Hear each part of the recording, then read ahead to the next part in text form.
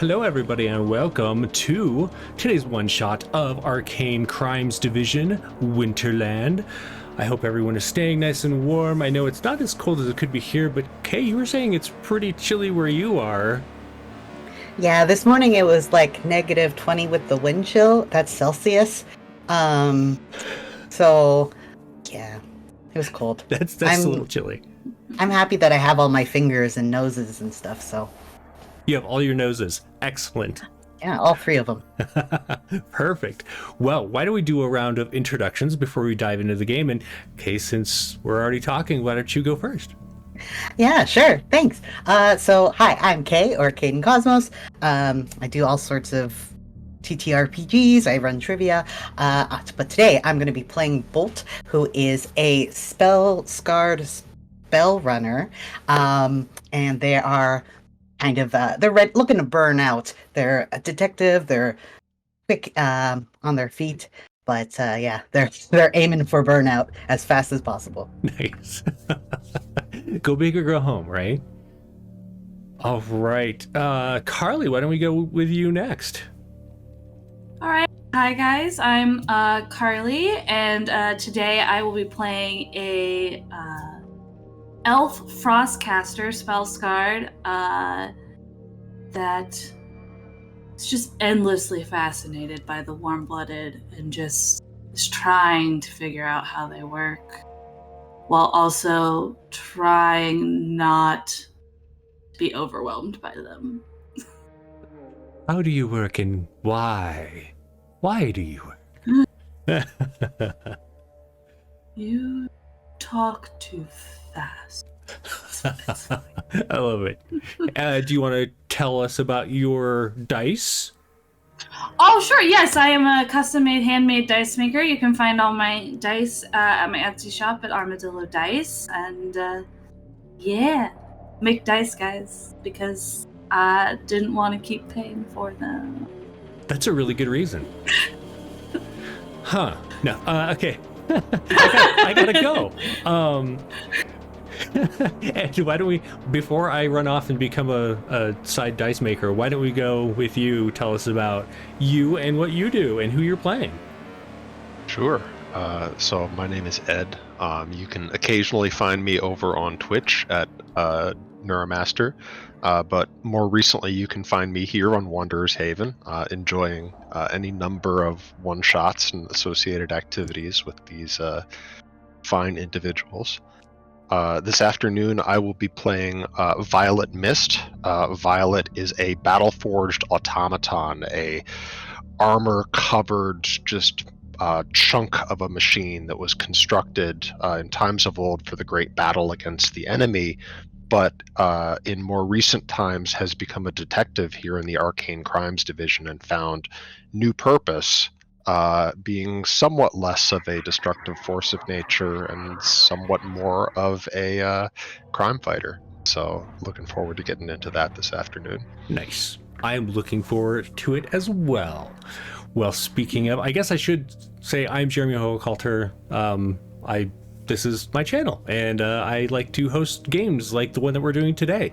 If you want to follow me on the social medias, you can do so usually at WH Pubs. Over on Threads, I'm Jerhawk because reasons, but you can go to the link tree, WH Pubs, and get all of the links if you are so interested. And today we're going to play some Arcane Crimes Division. This is now my second time running it, so when I forget all of the rules, you'll understand why. You can actually go back over on YouTube. I'll put up the link to our YouTube channel to catch the first episode, which was like our before it was even out, we got a chance to play it, which was awesome. But they have this new adventure called Winterland out right now, which you can pick up over on Drive Through RPG. And I thought it was fitting given... Oh, I put in the wrong thing. I thought it was fitting given that it is winter here, and or most places that these fine folk are living. If you're on Australia or something like that, it is summer for you, and good for you. All right. So Arcane Crimes Division takes place in a mystical city known as Polarity. Polarity is a melting pot of dozens and dozens of different species of fantastical creatures did I say species already? The species. You're going to see elves and dragonborn and humans and obviously automatons. There are creatures that you never really see their true faces. There are dragons roaming about. There are dragons that work for the Arcane Crimes Division, also known as the Charter. And in this cacophony of chaos, they have found a sense of balance, even though some of the districts that you may encounter are not quite as well off as others. It is a community that tends to support one another through issues, or at least are able to live in peace with one another. And it is early winter in Polarity, and you would expect to see maybe a little light snowfall, some slush on the streets, but this year's been exceptionally chilly. When you go outside, ice is just rhyming everything. There's been heavy snowfalls, and as we kind of zoom in from this sky view of Polarity and we come down into actually I'm not going to say where you are, but Carly, why don't you tell us about Snowthal and what they're doing prior to heading to work today? Well, Snowthal loves the winter and the chill, and it makes her feel at home, which she misses greatly. So this morning she's gonna go take some time at a local park that is probably empty and sit on a frozen bench and just mess with the cold air currents and just like wrap herself up in the cold and try to remember home. Nice. So as you're sitting there and these air currents are stirring your hair and you're kind of, you have your hood down or whatever, and you're, just relaxing in this cold, there's people shivering and walking by hood? you, pull up, their hoods pulled up and like zipped up. You can just barely see their eyes. They're carrying mugs of coffee. Polarity is an interesting city, in as it is a fantasy setting, but it also has touches of modern things, I guess. For example, you see what looks like a snowplow is going down a road nearby, pushing all this snow off. It's run by some goblins that are up on it, and you can see steam belching out of it, which kind of coats over the area that you're sitting, and that smell isn't so great. As we pull away from the disdain that grows on your face and we zoom in on Violet Mist, Ed, tell us what Violet Mist looks like and what they're doing.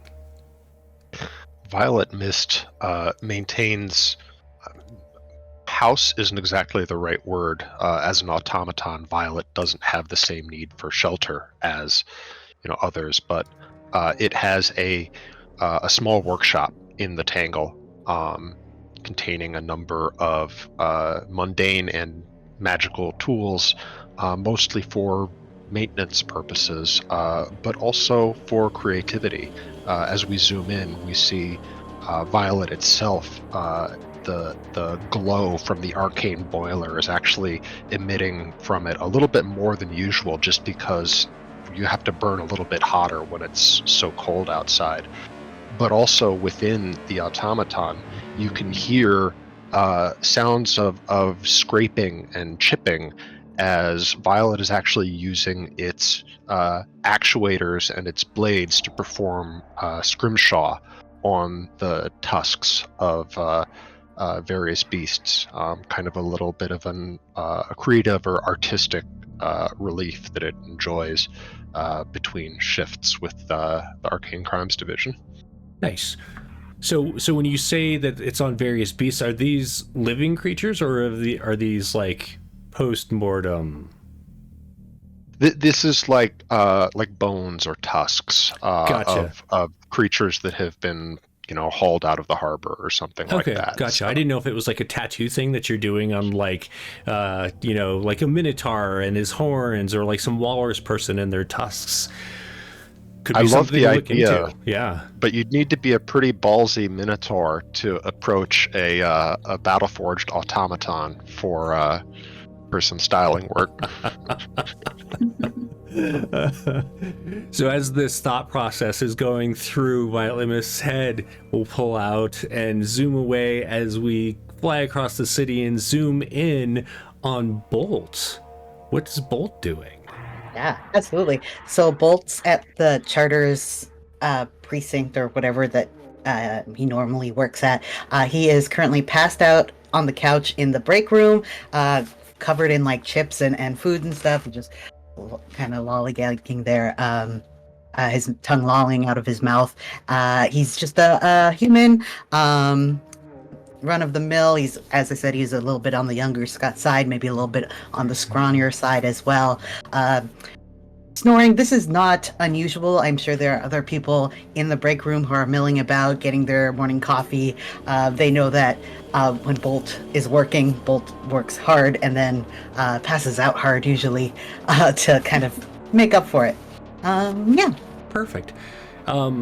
Even though in the edges of your consciousness you can hear people milling about as you're just slowly coming awake, it's the sound of hooves clopping on the linoleum that wakes you, and you pop an eye open. The other one's just a little too crusted shut in order to open fully, and you notice that Jen, who's tends to be the roll call lead or commanding officer when the captain's out, leans over, and this like scent of flowers and pine trees and just open foresty area kind of washes over you as she enters the room and looks down at you. I don't want you to be late, so I'm just giving you an early warning that roll call is in about 30 minutes, so you might want to just make sure you're up, and you might want to hit the shower. You just got a lot of whatever that is kind of going on. Oh, yeah. Sniff my pits and... Yeah, I agree. Okay. Give me a second. I'm going to roll off and just faceplant into the floor and slowly start making my way towards the showers. Okay. So as everyone comes together for a roll call, you enter the room, and it's a typical day. There's a couple of automatons that are working. You see some elves. In the corner is a hooded figure that you've never seen their face. And everyone's just, kind of milling about, chatting.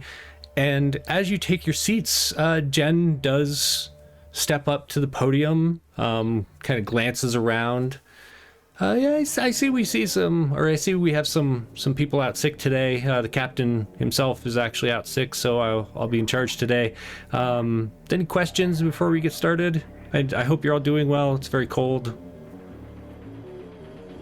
No questions? Excellent. Okay, so we've got some different things, some more serious than the others. But let's see. And she starts kind of just listing off some cases and pairing up cases with duos. Violet, as you look around, you notice that Herc, who is your partner, does not appear to be there. Herc is a vampire and doesn't tend to get sick from the shifting of the seasons and that kind of crud that comes with such things. But you don't see Herc anywhere.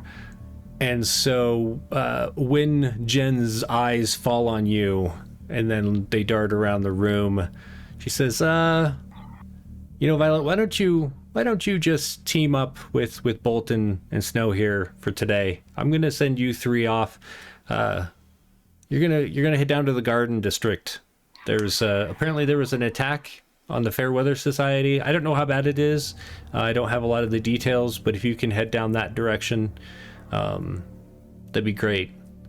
And then you hear her kind of continue on. She's talking to Bigsby, who's the fellow in the hood, sitting next to a young dragon whose scales, even in this kind of cruddy, terrible, magical fluorescent light that's, for whatever reason, tends to wear out pretty quickly, and it's like flickering in here. His scales are still just like shiny, and you notice like he's sitting there polishing his badge. He's just very tidy fellow. They're sent off to I apologize, I forgot. This is what I get for talking for so long. Sooner or later I was gonna forget. The Green Market. They're heading off to the Green Market for also another attack that happened this morning. And you see Francois, who is one of the automatons, and Cass, who is an ice elf frostcaster.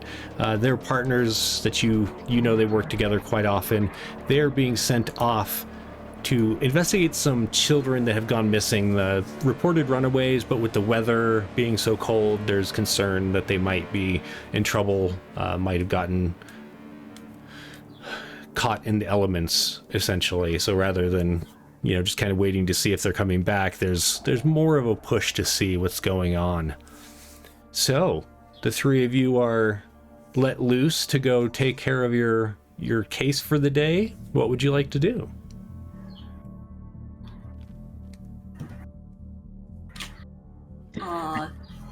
Head to the scene of the crime. Okay. Is there anything that you feel like you need to bring with you, or is your just typical investigatory goods good enough? Why would I need anything?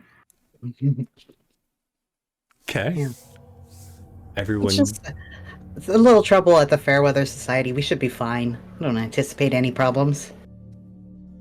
You never anticipate problems. Yeah. And how about It Violet? works out. What's Violet up to? I think Violet might take a quick pass by Herc's workstation just to see if Herc left anything out or unusual. But otherwise, probably trying to follow up with Snowfall and Bolt. Okay. Tell me what you see when you pass by Herc's workstation. Where do you think Herc has gone, or has Herc left any messages for you at all? I don't think so. I think Herc is usually pretty meticulous. Vampires often very, very keen about their appearance and how they're perceived by others, and I imagine that extends to their workstation as well. But I don't think I know exactly what the deal is with Herc and why a undead creature of the night would call in sick. Okay. All right. So without any further information about your partner, you head off with Bolt and Snow. You cross through the city. It is a little rough going for two of you, as the cold is quite chilly. It is very frigid. The wind comes up every so often and blows snow into your joints, Violet. It's like kind of awkward. It's making it you're kind of creaking as you walk, which is always just a little off-putting to the people around you, and you've started to get to like be a little aware of that, maybe a little self-conscious. But you managed to like get down to the Garden District fairly easily, following some plowed paths. And in the Garden District, you head to the Fairweather Society, which is in the Arcane Green. The Fairweather Rotunda itself sits up on a hill of what is usually green and verdant land with green trees and sprouting flowers all year long. even during the deepest parts of winter, the Fair Weather Society's magic is used to keep this district, the entirety of it, summer all year long. Blue skies, full sun. Like, of course, the sun will go down at night. It's not always, sunny out, but it's always warm. It's always comfortable. And you see people that did not plan for this, that are out in their shorts and their flip-flops and their their flower shirts. I can't say Hawaiian shirts because there isn't a Hawaii here. And their sunglasses and stuff, and they're just like frantically trying to get back home.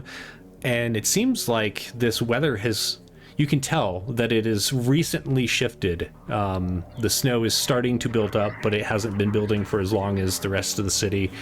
And the roads themselves haven't yet become icy, so it hasn't frozen yet. As you head up to the rotunda itself, you notice that for those who have figured out that it is snowing here, they've taken advantage of it and are offering ski lessons on the quickly snow-covered hills. There are some people who are coming in from out of the district that you can tell they are not dressed for it, but they have ice skates, and it looks like they're getting ready to go ice skating. Seems like they're making the best of the situation. However, as you get to the rotunda itself, you notice that there is brightly colored tape surrounding the entirety of the entrance, and you notice some beat cops that are kind of milling about, taking statements and otherwise looking like they're keeping people out of entering the building. What do you do? I walk up and I show my badge and just walk through the tape. Or under the tape, or, okay. Yeah, okay. Go ahead on in. I want to kind of flag down one of the beat cops just to get a more detailed kind of idea of what's going on here. Sure. Tell me about the beat cop that you flagged down. The beat cop that I flagged down is, I want to say, an older gentleman. He's been on the force for a long time. He is no nonsense. He probably doesn't love Bolt very much. Yeah, he's a bit cranky. Nice. We're gonna go with he's a gnome, and as soon as he sees you coming, he scowls because one, you have those long legs that he doesn't have, and you're always using them to move so fast, which he can't. And he's just, especially now that he's older. Sad. Oh, it's you. Of course they'd send you. Of course. If there's anything fun going on, of course it's going to be me. But do you mind telling me I'm sure you've figured out what's happening here already? I mean, we know there's bodies. There's bodies inside. We haven't really investigated. We're waiting for, you all to show up. They sent 3 of you. That's not a good sign, I guess. Herc is out sick today. Oh. What in the world would he be out sick with? I don't even want to know what a vampire gets sick with. I don't want to know. So we're looking at a homicide? Multiple homicides, actually. It looks like a good number of the Fair Weather Society members have been prematurely ended, you might say. Who was the responding officer on scene? That would be me, and who's his partner? Ed, tell me who you think his partner is. Describe this person. I think his partner would probably be an elf named Nicholas, Okay. a more junior member of the Force, junior being relative for elves, but sort of a mentee for the gnome. I feel like Nicholas is getting to the point where, one, he's older than the gnome by quite a few years, and he's been on the Force long enough that he's not really mentee anymore, but the gnome still treats him that way. And so he just he doesn't really avoid, you all, but it seems like he's trying to just do his job and not deal with the gnome. Fair enough. What time did this attack happen? Do you, or when were you called? When did you find out about it? Well, we actually got the call because the weather started shifting, which, you know, isn't supposed to happen. And so we just came down to find out if there was some kind of technological issues with the stuff that they use, or if their magics weren't working, whatever it was. And we went in, and as soon as we saw the bodies, we just, you know, roped off the scene and came back out and contacted the ACD. Perfect. Okay. Well, I guess unless we have any other questions, we can head inside. Okay. What does the perimeter look like? Are there any bystanders, rubberneckers, onlookers? There are. Would you like to do a roll to investigate? I would love to do a roll to investigate. First roll of the game. So you're going to roll 3d6. We actually didn't talk about this before. You know how to do your 3d6 in DD dice, right? Yep. Perfect. So we're using DD dice today, which you can head over to dddice.com and also check out. It's free to use. And it's also super fun because it shows up on our overlay. All right, so you got a 9. Is that what you're going to go with, or are you going to go with the 6? Yeah, let's go with the 9. I think 9. Higher's better, right? It is better. Let's see. Oh, and also, just because I didn't bring it up earlier, the two of you that have the Garden District as your familiar districts are going to mark a point of verve on your character sheet, just so you know. And that should be Bolt and Violet Mist. All right, so outside, you do notice that there are a few people kind of looking around. They seem worried, a little confused.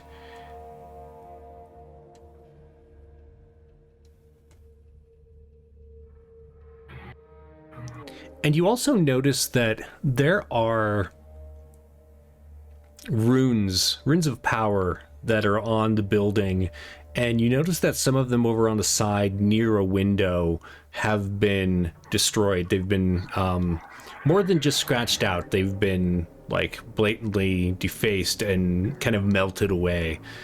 I need to grab something real quick, but while I do so, heading inside, Snowthal, you notice that the rotunda is actually dark, which you're not really used to when you've been here before. You haven't been here that often, but you've noticed it before. And there's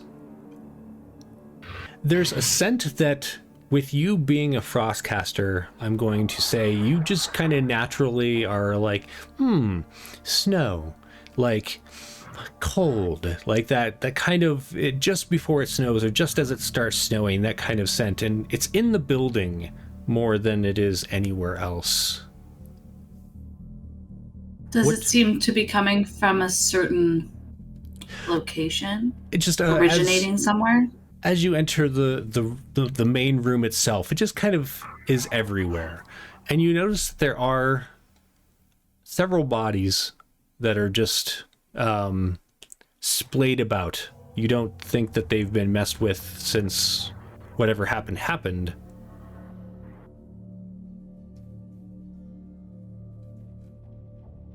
What would you like to do? I'm going to circle the bodies without touching them right now, and see if I can determine cause of death, how they died, why they died. Excellent. So that is going to be an investigation check. So again, 3d6, and take your take whichever two you'd like. I'm not going to tell you which. It's a 6. A 6. Okay. So as we were kind of talking about before the stream started, how you're never really in a hurry, like you just kind of are wandering around this, and as you are doing this and taking everything in, Bolt and Violet Mist also come in after looking around, unless you're still doing stuff outside. I guess I should ask that. Okay, so after that information you've gathered from outside, you come in and you notice that Snow is looking around in the way that she does, and very intent on some of the details. You do notice that the deceased members of the Fair Weather Society are all sorcerers. There are blatant signs of their magical paraphernalia on their person, as well as just like an essence that you really come to recognize as someone who actively uses magic.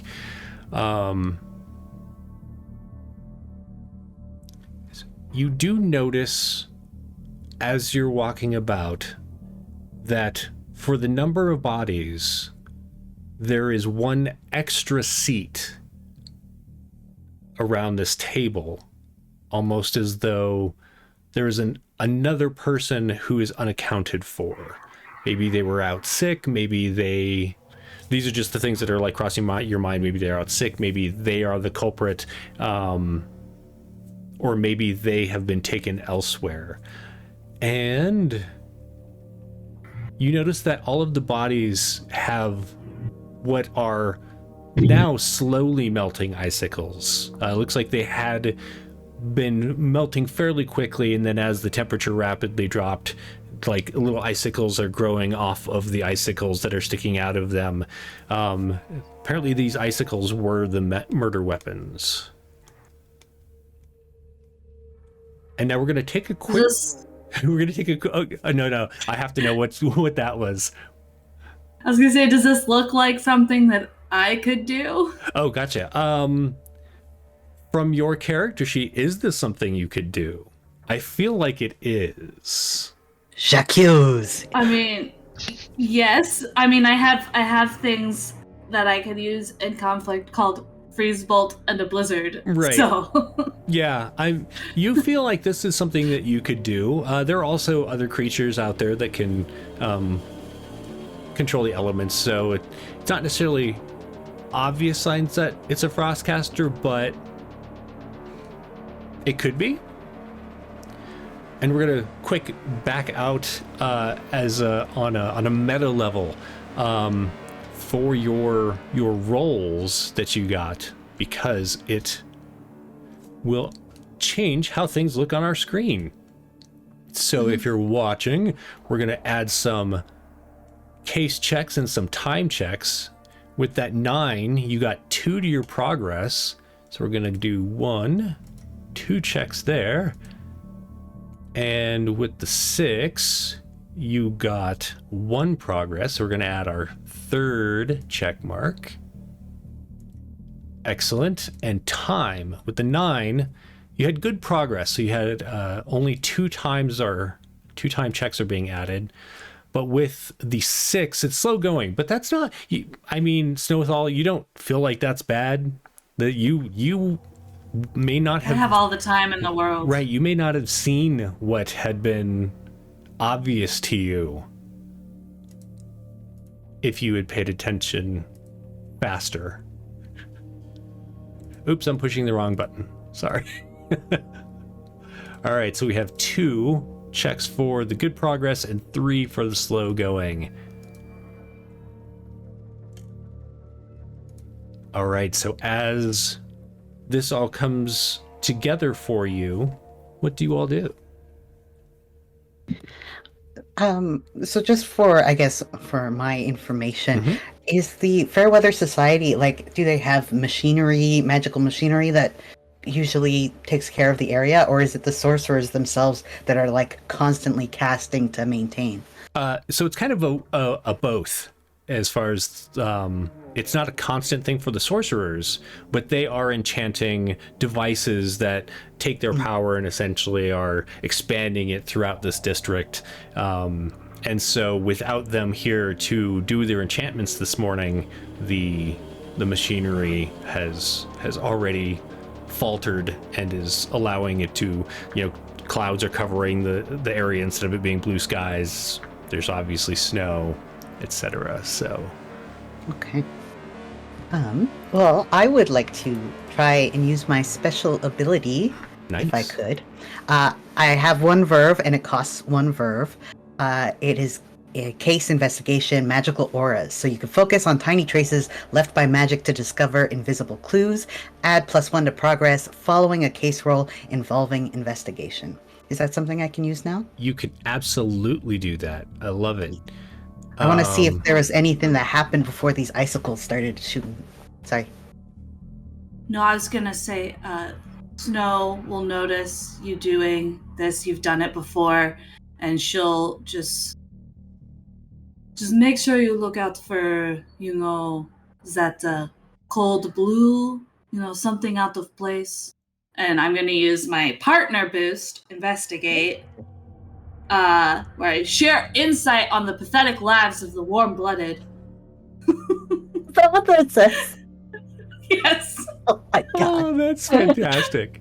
I love it. That's cold blue. That's it's just that's gross. It's kind of gross. Anyways, you should make sure you look out for that. It's probably one of you guys. And you get an additional verve. You get 1 thank verve. you. Nice. Replenished right away. All right, so just to double check, you're going to gain an extra check in your case, correct? In +1 to progress, but I have to do a case roll involving investigation first? Does it say so, or does it say after your investigation check? Just it says following a case roll involving investigation. Okay, so 2 of those have already been made. If it Oh, doesn't okay. say you have to do it, I'm just going to take the other people's investigation rolls. I'll take that. Because you're all just building off of each other's information. And looking about, you do see signs that magic has been involved to create the effects that happened here. Not only the icicles that have been the murder weapons, but the magic that was used to break the enchantments to gain access to the building. It seems very much like magic that your partner could use. What a surprise. I do want to know if Violet Mist has an aura. Like, it's a magical aura, but is it an aura, like we'd say, a spiritual one? What do you think, Violet? Violet has a number of auras. Depending how close you've worked with it before, you might recognize the sort of elemental heat aura from the Arcane engine, sort of a pair of fire methods or elementals providing the primary motivating force for the automaton. There are a number of sort of defensive auras, various sigils or signs inscribed into Violet's armor. And there are also some darker auras focused around the cursed shrapnel that's housed within the shells that can be fired from Violet's hex cannons. So definitely a number of different aspects to Violet's aura. Violet's sick as hell. I don't know if Bolts has ever done the magical auras around Violet before, but now seeing all this, I'm like, oh shit, don't mess with Violet. Nice. I like it. That's awesome. All right, so with this information, what would you like to do?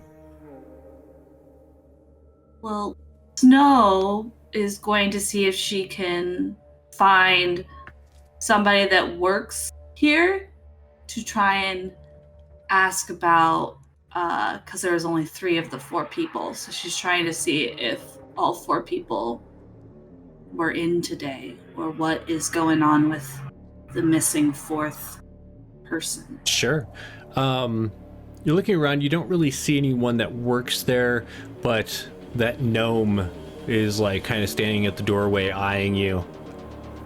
What do you need? Look, there's only 3. There's 4 that work here. Was the 4th in today? Are they sick? What's their name? I don't keep track of all of that nonsense. How do I know if they were in today? What do I look like? A clerk? I don't know. Go find out. Okay, I'll go find out. And after a little while, he comes back. So it appears that there is a missing person if all of them aren't accounted for amongst the bodies. There is one Fleur. I don't know what her last name is. I don't pay attention to this stuff. Sorry, hang on one sec. Where is her name? Dewfly. I just told you to pay attention to it. You should pay attention to it. So I don't have to. There's a Fleur Dewfly that seems to be not present. Dewfly. She lives down in Dream Market. Okay, did you find out if she was in today or just missing? He just kind of like leans and looks past you. I'm gonna assume that if she was in today, you'd have found her, and if she was not in today, or if she was, what I'm trying to say is she may have done it. I should be a detective. Well, what I'm saying is no, you should not.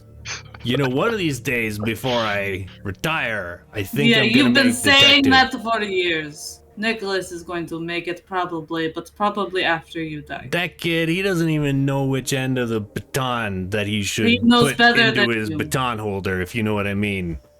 No, that's literally what I mean. He puts it in upside down. Maybe he has a reason.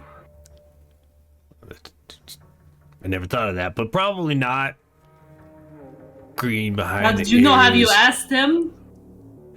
Whatever, I don't need this abuse from you. And he just like kind of kicks some snow and wanders off. Right. We should probably follow up on this Fleur person. Okay. So I think inside, near the bodies, Violet is going to put both of its hands behind some steam vents and let out a quick blast to sort of sterilize them before then going to the bodies and looking for any kind of identification documents on them. You do notice that they're wearing a pin. The pin looks kind of like a branch with growing leaves that come out of it. Not like a tree, but more like it is budding. Other than that, they don't really have IDs, but they are each sitting next to, or their bodies are laying next to chairs where they were likely sitting before they got blasted with this icicle storm or whatever. And each of them has like a name placard for where they would sit. What are their names? Because it doesn't actually have names for the Fairweather Society. Let's see. I think we have, I'm going to say, Shin, Okay. FaZe, and Laura. And Laura. Nice. Okay. Shin, FaZe, and Laura. Gotcha. And I think Violet is recording that in its notebook, understanding that we both need to create a record of who the victims are, but also preparing to notify next of kin. Gotcha. I don't know if we specified, does it look like there was a big kerfuffle, or does it look like they were kind of struck dead in their chairs, they fell out? Like, what's the vibe? It does look like they fell out of their chairs from the impact. One of their chairs was actually laying down and they're kind of sprawled out from it, whereas the other two seem to be knocked out of their chairs. So it seems like the blast came from like a central direction and hit them. Much like a Frostcaster spell might. And you don't know what your partner was up to this morning before coming into work. I'm just saying. I was sleeping. So we have breaking and entering with the destroyed runes. We have a missing person, an extra chair at the table. Okay. That belongs we, to Fleur. Destruction of property as well. You should you should check the ruins on the outside of the building. Yeah. I'll yeah, definitely. I'll double check the runes. Is it like a pane of glass where the glass on the inside if they break in from outside, but it's on the outside if you break in from the inside? I've seen some true crime in my day. Maybe. No, it looks like it does look like these runes are the ones that are broken. It was broken out from the outside. Okay, good.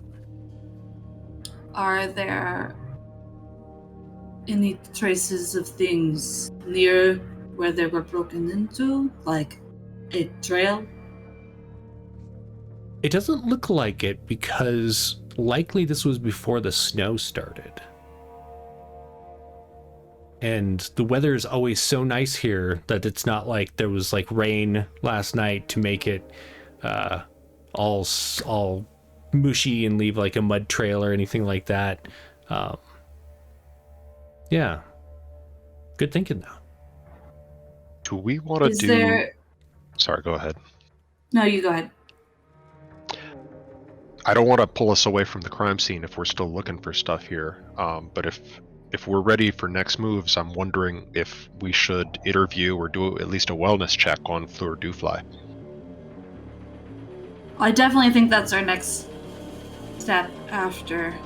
I just wanted to ask if there was the window that was broken into, is there like an area that's closest, like in terms of access? Like, I know we're at an academy, but like, is there like a street or an area that's close to access? You do notice that it is a little hidden from any of the walkways. Like it would have taken a little bit of like wandering back into the grounds to get to and to really like to know about. They kind of had to know about it as well. But they do, it does give a fairly direct entry into that main room where the council or the society meets. Gotcha. Well, yes, we should probably check on Fleur. Fleur? Fleur. So, okay. Right, yes. We should probably check on this person, right? Okay. So as Dream Market, right? Yep, Dream Market, which is in the same district. You'll just have to deal without having snowplows cleaning the street because they've never had to come down here before. No one was planning this. So as you head that way, Whatever. The gnome is like, "Hey, don't forget to put in a good word for me. How much help I was." Never. Keeping the man down. You just kick some more snow. All right, so as you're walking through this district to get down to the Dream Ward Market. Sorry. There's a lot of people kind of cursing the sky, shoveling their walkways the best that they can. Like they're out there with like sand shovels like that you would use to make sandcastles with and stuff like that. They're trying to move this snow away from their walkways and such. Just a lot of unprepared people trying to deal with this storm. And it is growing ever more cold. It's not quite as cold as it was in the other districts when you left, but it will likely be so soon. But as you enter the Dream Market itself, it seems like this area is kind of the life to it seems more of what you would expect. There are people, it is a market, and so there are people that are trying to sell their goods, and so you notice some casters who are outside of a dark tent. The inside of it is very shadowed, but you can see glints of their goods inside. They're offering powerful sleep magic to you in exchange for your money. But they can disturb your enemies and put your what's the other word that I want here? I apologize. Nope, it's not there. We're gonna move on. You see a team of pixies that are trying to figure out how to like drag this crate through the snow. It's marked pixie dust on the side, but obviously they weren't prepared to be dragging this through the snow. You notice that there are some farm arcanists, that's PHA arm, like big pharma, that are offering sleep potions for insomniacs, some wake juice for the opposites, for people who are overly tired. You notice that they are producing large fur coats from out of nowhere and offering for people to buy them, not for free, but to buy them in order to maintain their warmth while this pandemic, this crisis is going on. And you come to a building that you can smell it before you even see it. It's this scent of cooking bread and sweets.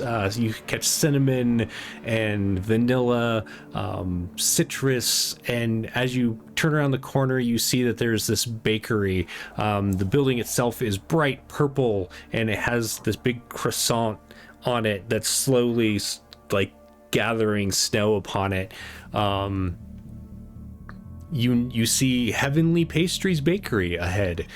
You've been told that Fleur lives above the bakery.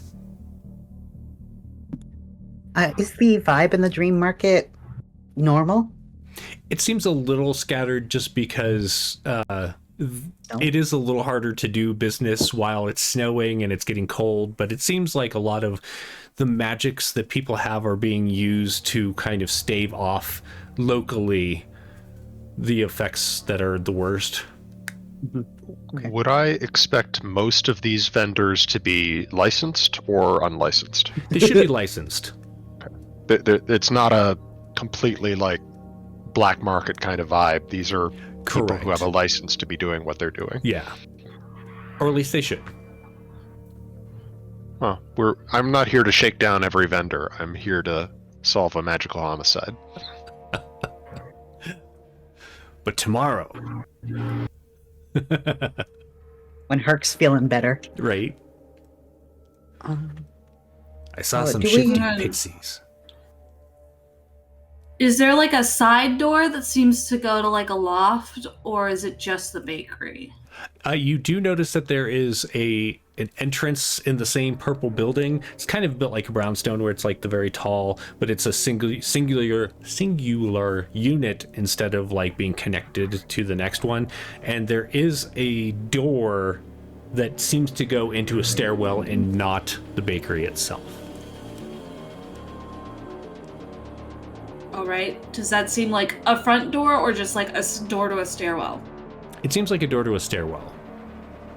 Then I'm just Head it. start heading up the stairs. Okay. Do we want... I just wanted to quick check. Do we want to go straight in? Or do we want to talk to the people at the Heavenly Croissant? Is that what you called it? Heavenly pastries, but that croissant Heavenly is Pastries. quite heavenly looking. I can't think of anything else. So yeah, did we want to ask them about what's her name, Fleur as well? Do we want to just see if she's here first, foremost? Well, I mean, she's not a suspect yet. I mean, she's kind of a suspect, but she's not really a suspect yet. So we should probably just see, if she's alive. Yeah, no, yeah, you're right. Let's go up. I mean, that's right, because, you guys die all the time, so... Is this your way of saying that you're hungry? I am. He's always hungry. Maybe on the way out. Okay, all right. Okay. So as you head up to this door, you notice that there's a piece of paper that looks like it's been printed on, as far as like through a printing press, not like written on, that advertises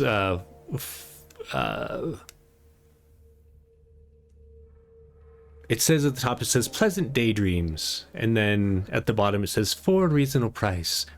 And there's a picture of like a perfect like sleeping person that's just like so happy, and it has Fleur's name on it and the apartment number in which you can find her.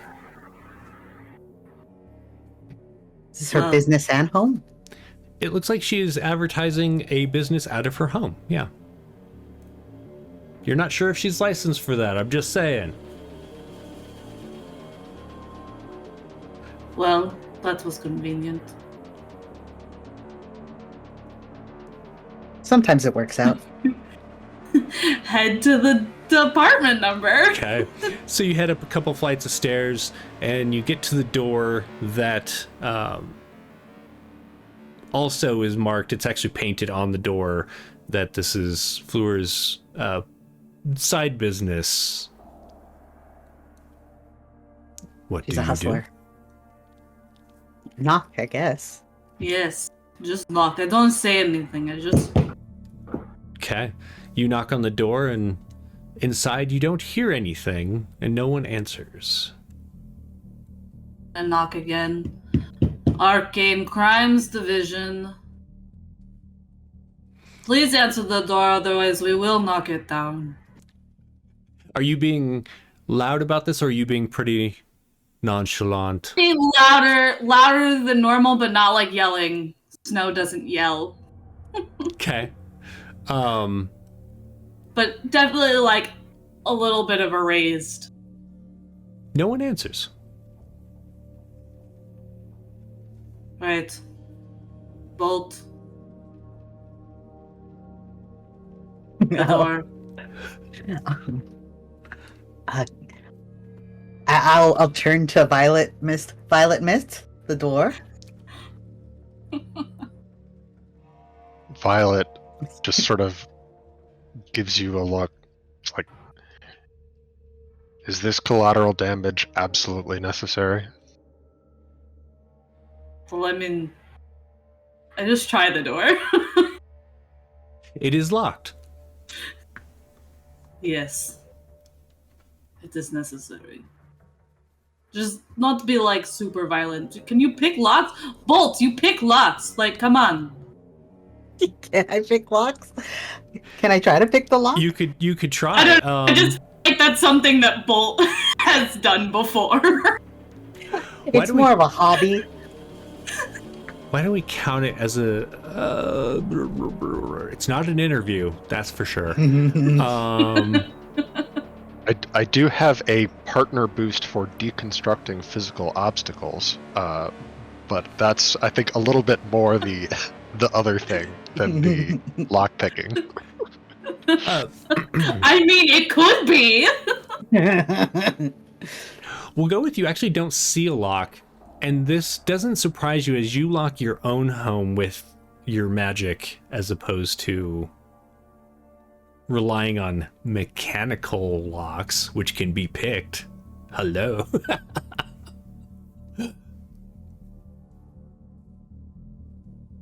Well, Bolt Do is you wanna also take- good at that. I'll give you the boost if that's how you want to play this. I'll absolutely tear down this door. All right. Why don't we do an investigate check? Okay.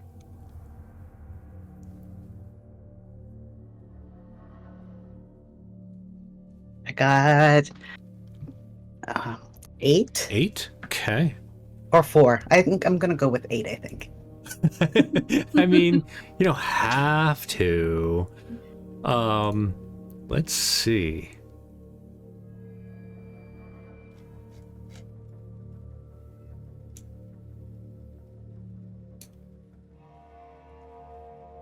And the 8 is going to give you 2 progress and 2 time. So it's going to give you good progress.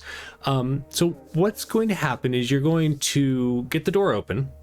Is this a collateral damage thing?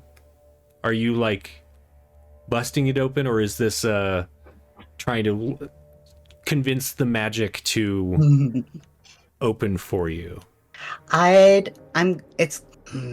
It's gonna be definitely some collateral damage. Okay. I'm gonna try to like keep it to more of a minimum. I'm probably gonna try to like blast the hinges off or something. Okay. So there's a bit of a popping, like a loud metallic popping noise as you get the hinges to, pop off, and the door kind of falls off to one side, and you just move it and pull it off and set it against the wall. Inside is really well decorated, and there's like a beaded curtain fairly like shortly after the door. It looks like it's a lot like the pin you saw on the Fair Weather Society people, although this is more of a full tree that is sprouting different buds and stuff. As you head in, it's very well decorated, very comfortable. You can see there's like seating areas, and there's a lounge couch. Chase lounge, is that what they're called? There's a chase lounge. You notice several bottles with next to what looks like potion making hardware, like beakers and vials and all of that. Smells very potent in here, of various chemicals and spices and things that would be used in potion making and magic. But you don't see Fleur. Outside, is everyone going in, or is it just Bolt? I would definitely be in. Okay. I mean, Snow's gonna start walking in, Okay. but she moves slowly, as always. Are the lights on before you get into the description? There aren't any lights on. You do notice that there are magical lamps, kind of the variety that you're used to, where there would be a word that you say that they would activate, as opposed to needing any kind of physical interaction. But there is muddy daylight coming in from open windows. There are curtains that are drawn, or not drawn, but are like hanging open. Is Violet going in or staying out? Coming in. Okay. So as Violet follows Bolt in, and Snow is taking her time to follow, you do hear the creak of an opening door, Snow, and you look over, and down the hall you notice there is an elderly goblin woman who's like peeking her nose out. She's wearing an apron that is already like it's fairly early in the day, but it's already covered in like flour and various spices. You got business with Fleur? Yes. We are Arcane Crimes Division. Stuff happened. That's what I thought you said. Is she okay? You should probably stay inside. We are determining that. Oh, okay. Well, she's like one of my best tenants. So if you Did you see her this morning? Oh yeah, she left for work when I was opening the store downstairs. Oh, so she did go to work. Thank you. You're welcome. She was. You should probably go back inside now. Okay. She closes the door. Inside, what are you doing?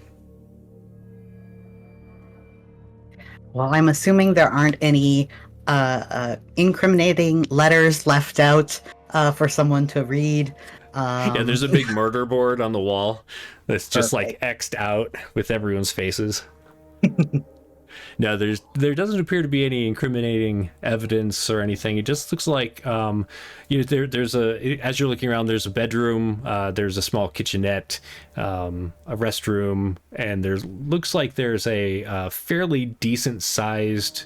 At first, you think it's a closet, but you're actually pretty sure it's an extra room that she uses as storage for a lot of the things that you would use for magic and potion making. Are the places like the bathroom and her bedroom, like, do they look lived in, or is she like, did she do her bed before leaving? Like what kind of? It does look lived in, but so it looks like you look at the bed, and it seems like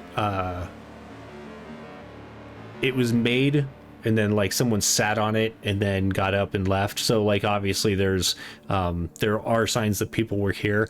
Actually, before I forgot to add your earlier roll, which gave you 2 progress and 2 time. So while I'm doing that, continue with what you'd like to know.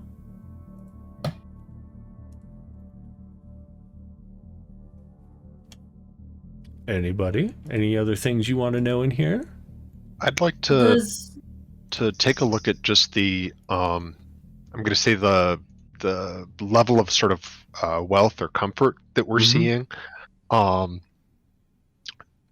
we looking at like significantly more or less affluence than would be expected for, a member of the Fairweather Society?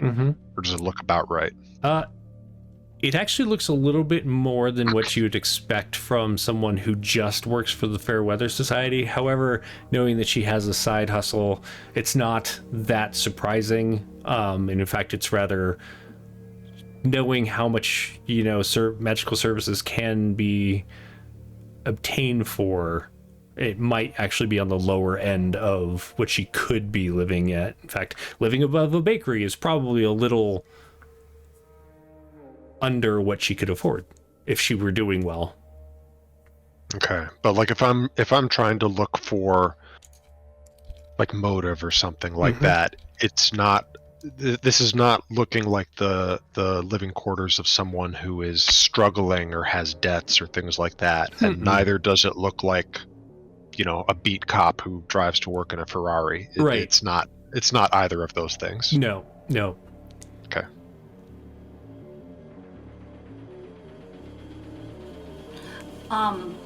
As far as the ingredients go for the potions and the magic, is there anything there that could be used to make something that has an effect like we saw, like I do? Sure. Yeah, absolutely. And you can pick them out pretty easily because they're things you can do. It's not looking good. We should probably put out the bolo. We need to find her. She is suspect number 1. Only suspect, only person we have a name for, but okay. Well, yes, but I'm fairly certain she was not kidnapped and she did not die, so probably part of the plot. Who was the woman you were speaking to in the hall? Oh, some old woman said good customer. I don't. Just being nosy. We could probably talk to her. I told her to go back inside.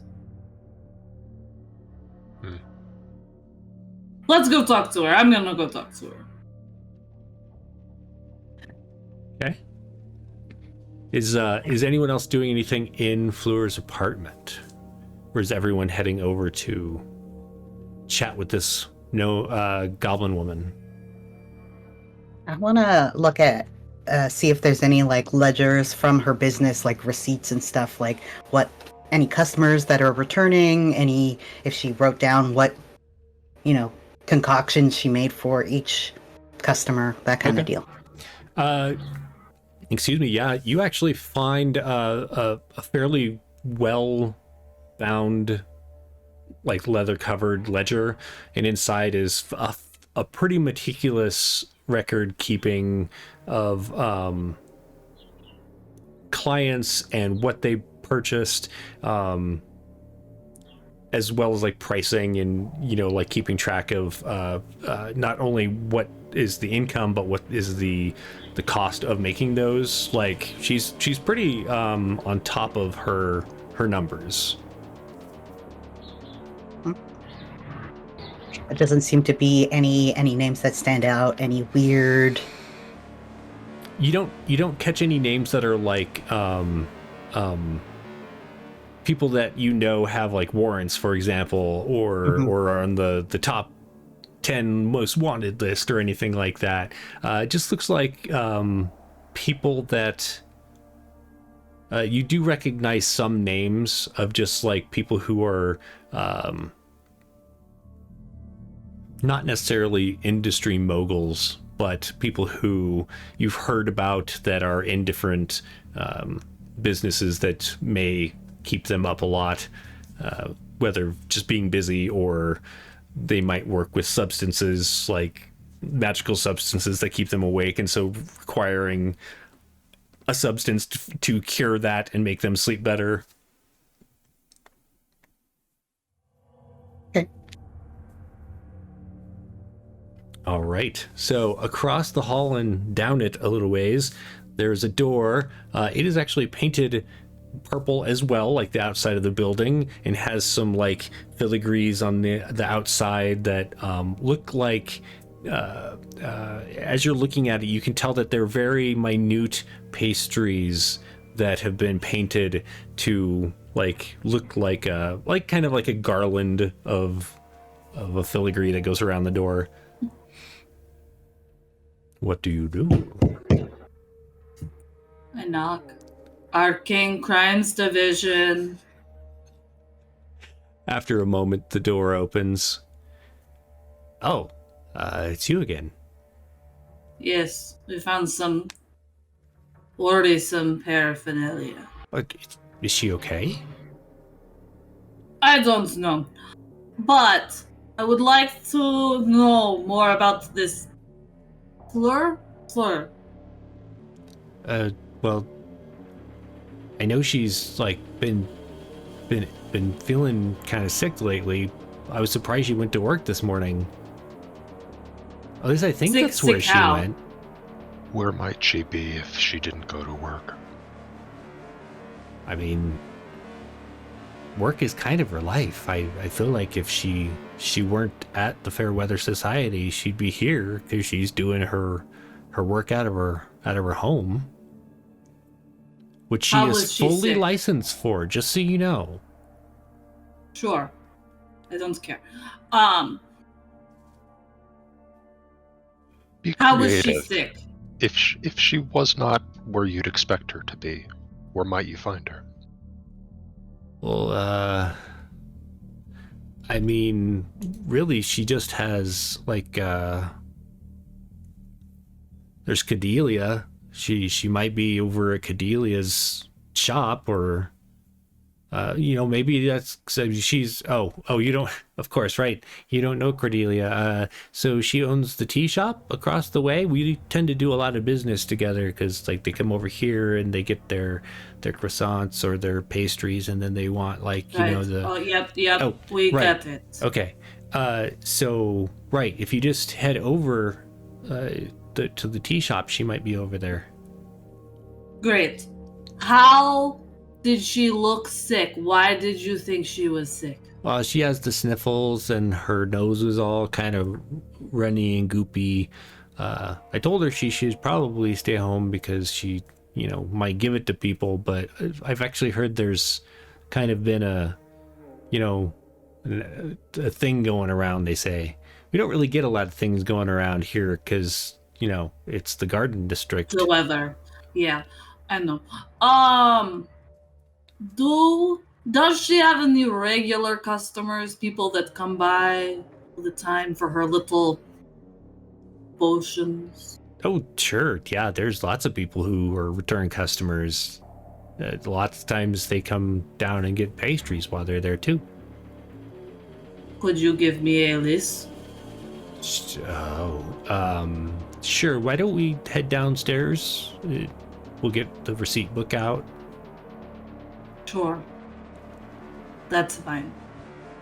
She like kind of wipes her hands and looks behind her. Just you can smell something is baking inside. Like there's this warm, pleasant smell that's kind of wrapping itself around her and flowing out the door. Yeah, that should be okay. We'll be right back. And she closes the door. Are you sure? Are you sure we could step inside and take care of it? Well, I mean, I probably have like 10 minutes left on the timer. Do you think it's going to take longer than that? Is it going to take you that long? I don't know. How long is it going to take you to get the receipts? Well, why don't you three come in? And I've got some cinnamon rolls that are just waiting to be, frosted, and I haven't seen any of you. Are they hot? They're very warm right now. Yeah, they're not really hot. You don't want to eat them when they're hot because it's. Well, I don't want to eat it when it's warm either. She kind of looks you up and down.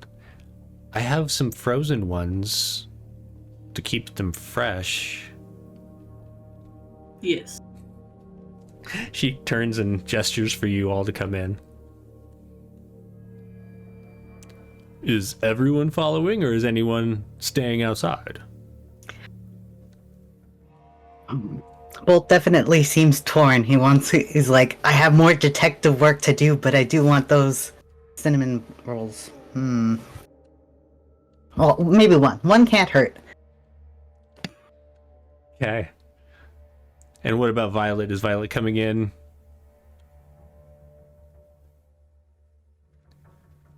Violet is lost in thought. It's just all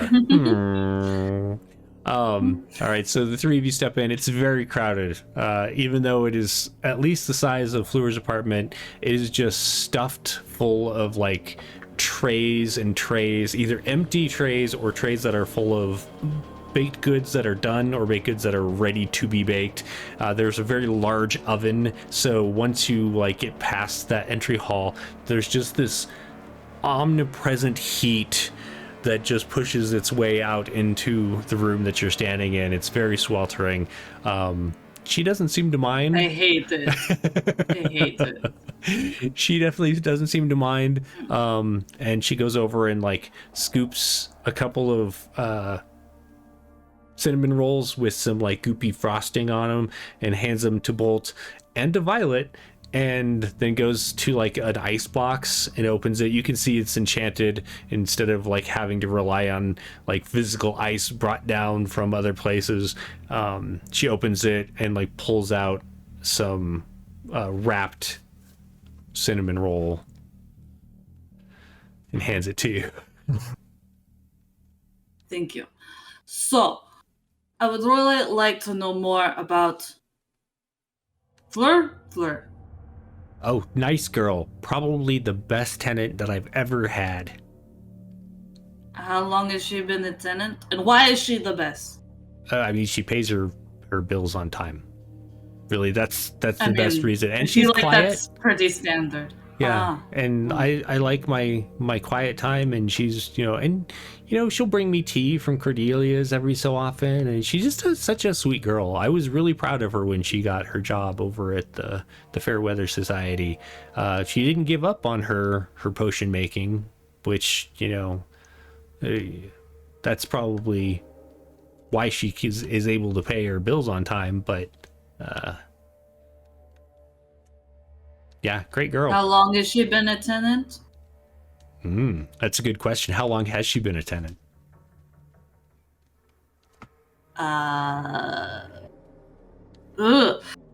Probably a while.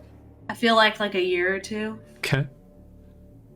Yeah, almost 2 years, I think. I know when she started here, I was a little concerned because she was relying on her customer base to pay for everything, but she managed to get them to move over here, and they could find the new place and everything. She used to live in this little shack over in the Embers. Definitely a weather change. Get address. Oh, I didn't even think to ask what the address was. You didn't have her fill out like tenant paperwork that had previous address listed. None of that. No. Is that a thing? Who? What? Yes.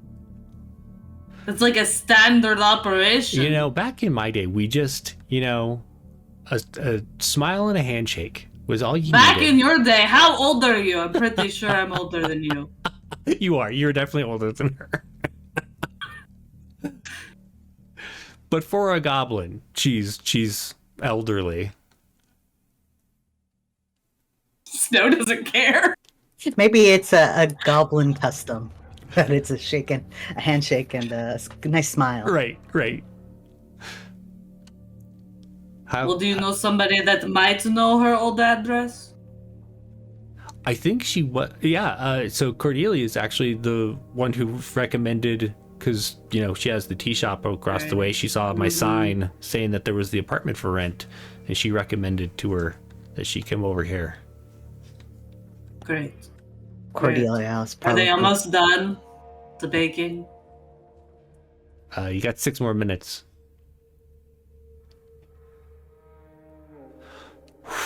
I can't be in here. It's too hot. Okay, well, enjoy your frozen cinnamon Oh roll. no, you're still going to give me the list of her customers. I'm just going to go wait where it's colder. Right. I thought maybe you were going to go out and eat it. Or you could put it in your pocket. Now I'm not hungry. That makes sense, but okay, it's your cinnamon roll. Do you two like your cinnamon rolls that are not frozen? Absolutely. It's ooey and gooey. I think that we could go across the street, go see Cordelia, and it'll give. I don't know the goblin's lady's name. I never asked. Yeah, it'll give this wonderful woman time to finish her baking, and then hopefully compile a list of possible interesting customers from her receipts. I just want to not be Whatever. I sitting just anymore. don't want to be in here. It's hot. Okay, let's go. Well, I mean, now that you've taken that long, you've got like 2 minutes left if you just want to hang out. They're almost done. Here, let me just check. Snow is in the hallway. I'm just going to check these real quick and see if they're ready. And she goes over and opens and it's like this heat wave comes out, and she like takes a long toothpick, much longer than like you would use, but she's like poking them. Now they got another minute. Hang on. And she shuts the door, and a minute goes by. Fleur's like, or not Fleur, sorry. Snow's like in the hallway where it's much cooler. And after a minute, she opens it. Oh yeah, these are perfect. Thanks for waiting. And she like takes them out and sticks them on one of the baked racks. I will need to frost these before they cool off. So if we could be done in, like say 15 minutes, that'd be great. I'm not in the room. Cool. So I'll just, as long as you can compile a list in that time, that's cool with me. Let's give it a shot. And she'll lead you out and to the stairwell and take you down to the door you came in. She goes out and is like, oh well, it is certainly chillier out than I was expecting. Kind of wonderful. Puts her arms under one another and starts trudging through the there's actually been like a couple of inches of snowfall since you went inside. And she's walking along, and she kind of is looking up. She's like, oh, well, there she is right there. What? And where? you follow where she's pointing, and above the very like very green looking tea shop, it is a similar kind of building, not quite as tall, and there are green leaves and vines that are growing apparently out of the brickwork of its that it's made out of. But there is a window whose drapes are like currently open, and you can see a human woman standing there kind of looking at you all. And as soon as you all look up, she goes and shuts them very quickly. Oh, she must be over visiting Cordelia. God, I hope Cordy isn't sick too. That would be terrible. Why don't you just go inside and make that list? We'll be back. Oh. We're gonna go chat. Okay, yeah. And she starts walking. Okay. Not fast. If I'm not in here, I'll just leave it with the clerk. You just ask Tony, he'll have it. Perfect. I take off. I'm gonna go towards like the back of the building. I'm gonna surround it myself. Nice. Okay. Since you're doing that, we're going to go into a chase phase. So. No verb, guys. Perfect. As you get around the back, or as you're like kind of going around the corner, you see bursting out of the back door of the tea shop is this woman that you saw. That is apparently Fleur, because the unnamed goblin woman that you were talking with pointed her out. She looks over and sees Bolt and starts running down the back alley away from you. So, chase scene. You did not reach 8 checks of time, which is good.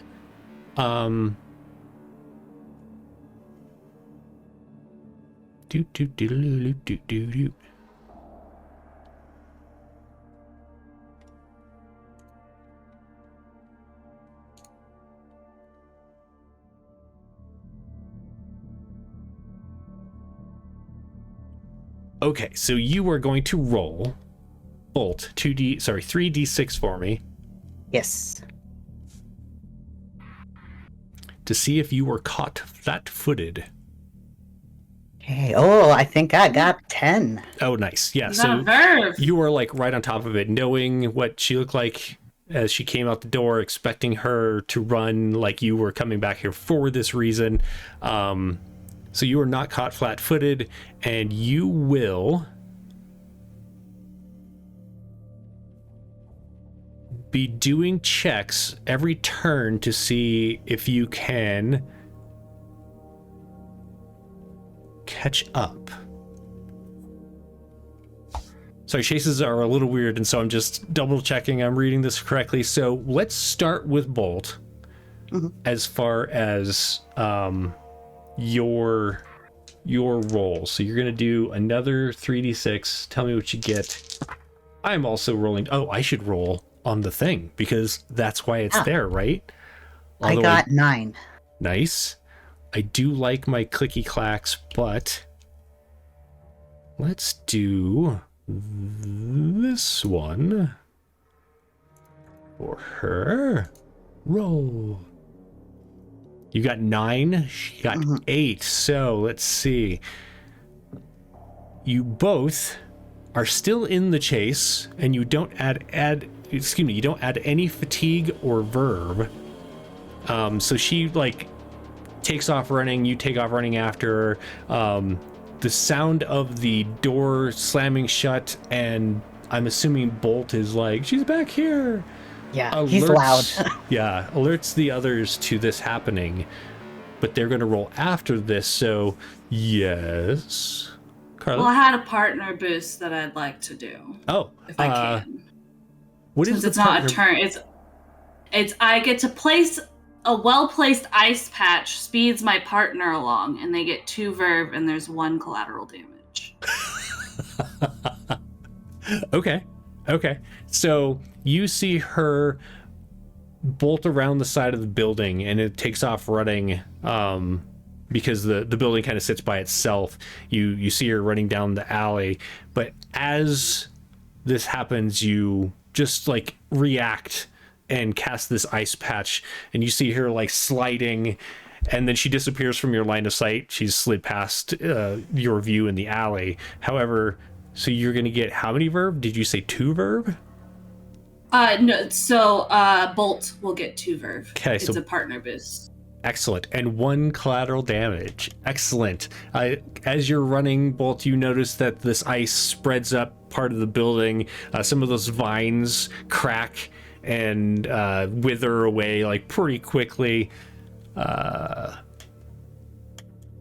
am going to add that while... Who wants to go next as far as... so that's kind of a reaction, so it's not really your turn, but as far as chasing after, who wants to go next? Violet or Snow? Snow would probably be last. She doesn't move quickly. Okay. We've established this. Yeah, I think that Violet is probably shifting into high gear, probably literally. Okay. And maybe even dragging Snow along with it, but very much running after sort of both Fleur and Bolt. Okay. And I'm impressed with the effectiveness that Snow was able to do with her ice magic. So I would very much like to get her like more into the chase, if I can. With I have my own partner boost, Nice. the thrust pistons, to try to boost my partner more into the chase. Okay. Which would be 1 verve for Snow if I can launch her Sure. towards Bolt and Fleur. You're not expecting it really. You don't really work with Violet all that much, but as you're just kind of like getting ready to chase after, Violet comes up behind you and just puts both hands like kind of in the small of your back. And it's like their hands are pretty big, so it's not like you bend in a discomforting way when this happens, but there's this sudden push, and you do react with like creating some ice in front of you as you were launched forward by these piston arms that just go and send you going. It doesn't take me long to catch my footing, though, because I have a thing that lets me go faster. Nice. So I just go with it. The initial reaction is like, I just imagine that there's this cloud of snow as the steam escaping from the pistons like immediately freezes and crystallizes. Yeah, I love that. Nice. Is that collateral damage, or is that a... That is one of my only things that doesn't have collateral damage. Perfect. I love it. Well, then, since you are pushing Snow to go ahead of you, Snow, why don't you go ahead and roll 3d6 and let me know what you get. okay.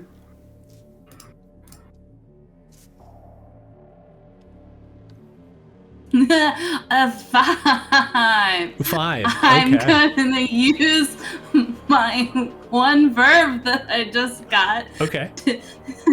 So he pushed me, and as he pushed me, I almost instinctively react to do my chase, one of my chase abilities, which is I create wings of frost that make Nice. me go faster, and I can go over unexpected obstacles. I can re-roll a single failed chase roll. Okay. So I'm just going to hold on to that. Because it wasn't a fail, I'm still in the chase with a 5. You are still in the chase, I'm yeah. going to do that. You are going to add going to 1 spend it in fatigue, however. Yes. It it's a little surprising, and as you kind of like catch yourself and are doing all that, there you feel like this is more exertion than you were really prepared to do today, and so you strain It's yourself hot. a little Why bit. is it steam? Steam is gross. Don't like it. Love it. All right, and then are you going to run after Violet? Yeah, Violet is recovering from the launch procedure and is in hot pursuit. Okay, go ahead and roll your 3d6.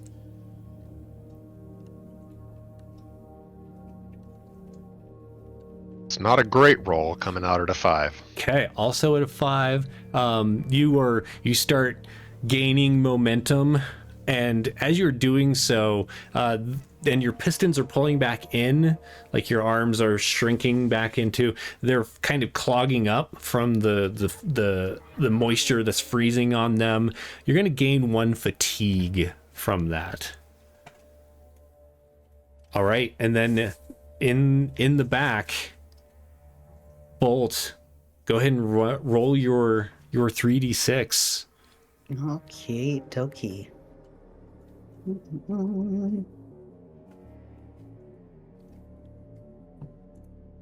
So, I think that's a 9. Yeah. Oh, I rolled it.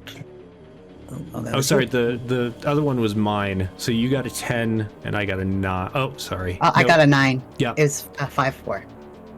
Mine disappeared. How do I see? You had a 6-2. You had an 8. Okay, so not as good, but we're both still in the chase. Although, sorry, now that we're on the second round, every round gains a cumulative -1 penalty as you're running. It just you start to get worn down. You're not necessarily taking fatigue from it. So we are both still in the same category. We're both still in the chase, didn't add any fatigue.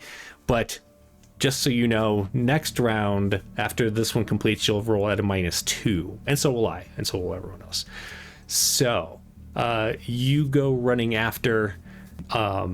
You're like kind of jumping over some tables that are out for I mean, they weren't expecting snow, and so there's some snow-covered tables out for the tea shop, and you jump over those, run by everyone. You're hauling down this road. Anything else that this looks like, as she's just essentially mad scrambling to get away from you? Yeah, I was gonna ask when I should be able to use special abilities, partner boosts. Like, I just rolled the chase, so can I do that now, or? Yeah, go for it. Yeah. Quick question for Ed and Carly. Are you at 0 verve each now, or? I'm at 0. Vi has 1. I don't. Okay.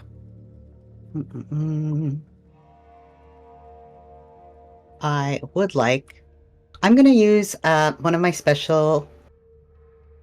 Do I want to use a special ability? Yeah.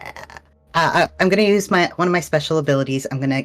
For chase, I'm gonna use illusion. It costs 2 verve, so now down to 1 verve. And it causes 1 collateral damage. Okay. Use magic to mask obstacles in a target's path. One target suffers an additional -2 penalty to their score for their next chase roll. Wow. Okay. So she'll be at a -4. So just don't let me forget that, but she'll be at a -4 when it comes to her turn again. And can I use a partner boost as well, or is it just one of the things? I believe as long as you have the verb, you can do both. Well, partners don't cost any verb. They just give verb to your partner. Yeah, I don't see any reason why. I don't recall any rule that says you can't. Okay. Well, then I will use a partner boost for snow. It's another chase. Collateral damage 1d3 plus 2 verve. Blast obstacles in your partner's way. So while I'm trying to I'm assuming I'm making things invisible, or looks like just easy snow that she can climb over, but it's actually a table, and then I'm blasting other obstacles out of my way as they know that, As I'm flying with my frozen wings. Perfect. Snow angel. Right. Beautiful. What does the collateral damage of the illusion do? Are people falling and what's going on around the illusion that's causing the collateral damage? Not the blast, but the Yeah. I'm definitely causing panic. I am sure that there are fewer people outside now because it's snowing when it should not be. But I'm sure people are still trying to get to and from their jobs. But I'm randomly making things invisible, turning them into other things. So people are running into invisible objects. They're falling all over themselves. I'm also blasting. It's making a lot of noise. There's debris everywhere. It's just a war zone right now. Perfect. So I'm destroying as much as possible. So roll a d6 for me. have it, minimum of 1, and just tell me what that number is. Sure. Let me use this fun die. Oh, I accidentally hit it. I got a 6, so that's 3. Ooh. And you just double checking. You did say that the collateral damage is 1d3, right? 1d3 for the partner, and then 1 period for the illusion. Oh, gotcha. So I did 4 altogether. Okay. Obviously, Snow and Bolt are notorious for causing collateral damage. All right. So that would bring us to Snow. Okay, I will roll my...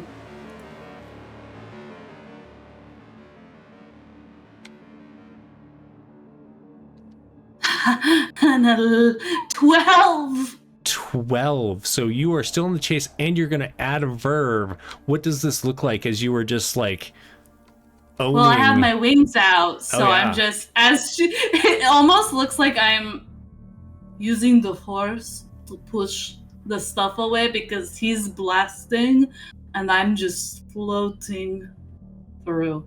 I'm not exerting any energy, just floating very fast above the ground after the person. If anything, there's like air currents that are carrying you as you like spin through these.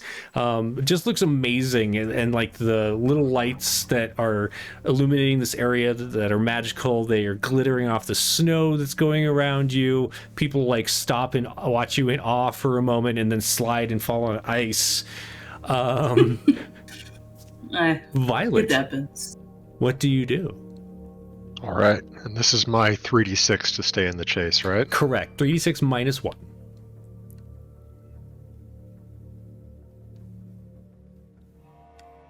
You're still in the chase. All right, so that would be a 6 with the -1 in there, right? So that means I'm still in the chase, but is that adding another fatigue? It is adding another fatigue. Yeah, you weren't prepared for the cold. Even though it's like, winter up in the districts that you're working, it's just, you weren't really expecting it, and it's just really wearing down on your gears. Yeah, I don't think Violet has lost track of its partners or its target, but it's just a whole lot of effort. We're keeping up with it, but it's coming at just a great expenditure of energy from the arcane engine, between having to run really fast and just grind through all of the ice and maybe debris gathering in its joints. We're still in it, but we're burning really hot to make that happen, and it's creating a hell of a commotion. Not collateral damage exactly, but just the joints are screeching, the arcane furnace is roaring, and it's clear that Violet is putting a lot of effort into trying to keep up. And even though Violet doesn't necessarily hear this, there's actually like some cheering and clapping following as the automaton is just like running and just like melting the snow on the path ahead and behind. And so people are like, yay, and they go over and they step onto the melted, dried off area, and they're walking back and forth. Okay, so we're gonna go to the next round. Blue is gonna roll her 3d6 minus 4, and -2 for me. you're at -2, right? Oh, I'm at 7 -2, so that would be a 5. 5. 9 minus 4 is 5 also. So both of you are going to take 1 fatigue, but are still in the chase. As you blast ahead, the wind is biting through your clothes, and you're both just like breathing in this frigid air. And even though like Snow really enjoys this, you enjoy being warm. When you like are chasing people, you don't want to have to do it in the middle of the winter. It's just burning your lungs, and both of you are starting to slow. I'm getting a cramp from that cinnamon bun. The cold is so comforting. What is your problem? Oh, don't. You should have waited 10 minutes after eating that to, otherwise cramping. Snow, what do you do? Oh, I'm sorry. Okay, well, Sorry. let's- Bolt, is there any other ability that you wanted to use? No, I'm good. Okay. That's it for now. Now, Snow, I apologize. All right, I'm gonna roll first. Yeah, an 11, which And is a- a 9. A 9, which drops you down to the next one down, but you're still in the chase with no benefits or negatives. But seeing that they're starting to lag, but still making progress, fuck it. And she's going to send out another ice patch, but this time it's going to be a special ability Okay. that creates a patch of slick ice in front of Fleur, and they suffer a -2 penalty to their next chase roll. Okay, so she's going to be at a -5 on her roll. Unless, And it's Violet 1d3 of collateral damage. why don't you roll a d6 and cut that in half? That's a 5, so 3. I'm not saying it's bad. I'm just saying that it's not great. We'll probably have to do paperwork. Right. There's going to be a lot of paperwork. All right. Well, while I am adding that collateral damage, Violet, could you roll your chase and tell me about it? All right, and what's the malice to my roll this time around? So you should be at -2, right? Yeah. Okay. Mhm. So I think that comes out to a 9. An 8. Meaning I'm still in the chase. I'm not gaining any verve, but I'm not adding any additional fatigue Correct. beyond where I am. So I think at this point, probably the heat building up within Violet's chassis has actually melted a lot of the ice and snow out of there, and we've reached a new equilibrium. Right. The heat is just continuing to radiate out of it. But able to keep up a little bit better. Nice. All right. Going back to the top of the turn. -5, right? I keep reaching for dice because I'm so used to like rolling dice. So I think I'm -3. Right? That sounds correct. As long as it sounds right. Oh no. Okay. I think this is gonna end up being it. 7. 10 -3, 7. Okay. So as you are running up, you see her hit this patch of ice. She just like biffs it. It's like full on face plant. You see a streak of red as she slides forward, and she like sits up and her nose is like kind of crooked, and she's just like, "Oh, son of a gun!" As you reach her, you notice she reaches into her pouch that's on her side, and she's watching you get closer, and you're kind of like expecting her to pull like a weapon or something like that, but she pulls like a little tube and cracks it open and goes, and that's where we're going to take a break. Oh, So let's take a quick 5-minute break or so, depending on Libby, because if she decides she needs to go outside right at this moment, it will take her however long it takes her. But let's plan for 5 minutes, and we'll be right back. Thanks, everybody.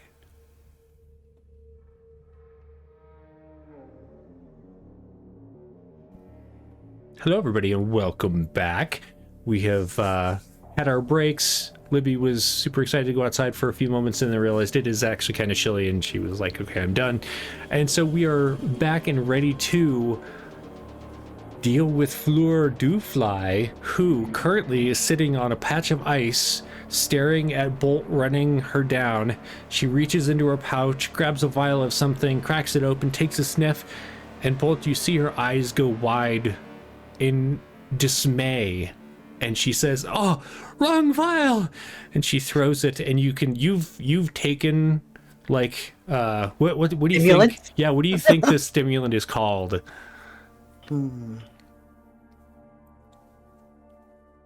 Half snow.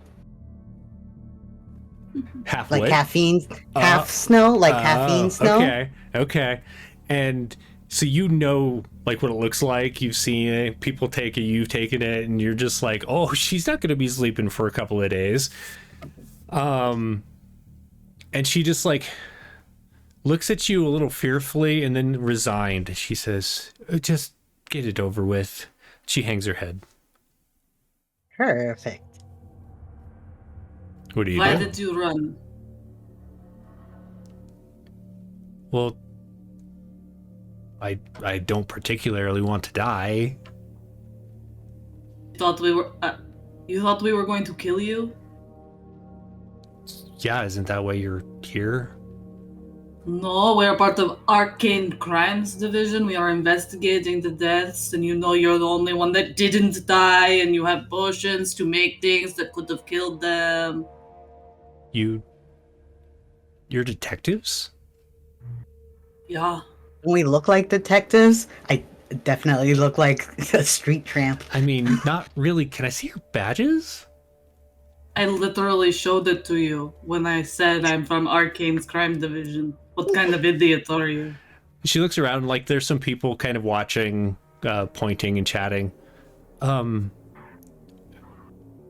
Okay. And she gets up, kind of plugs her nose as she realizes like there's some blood dripping out of it.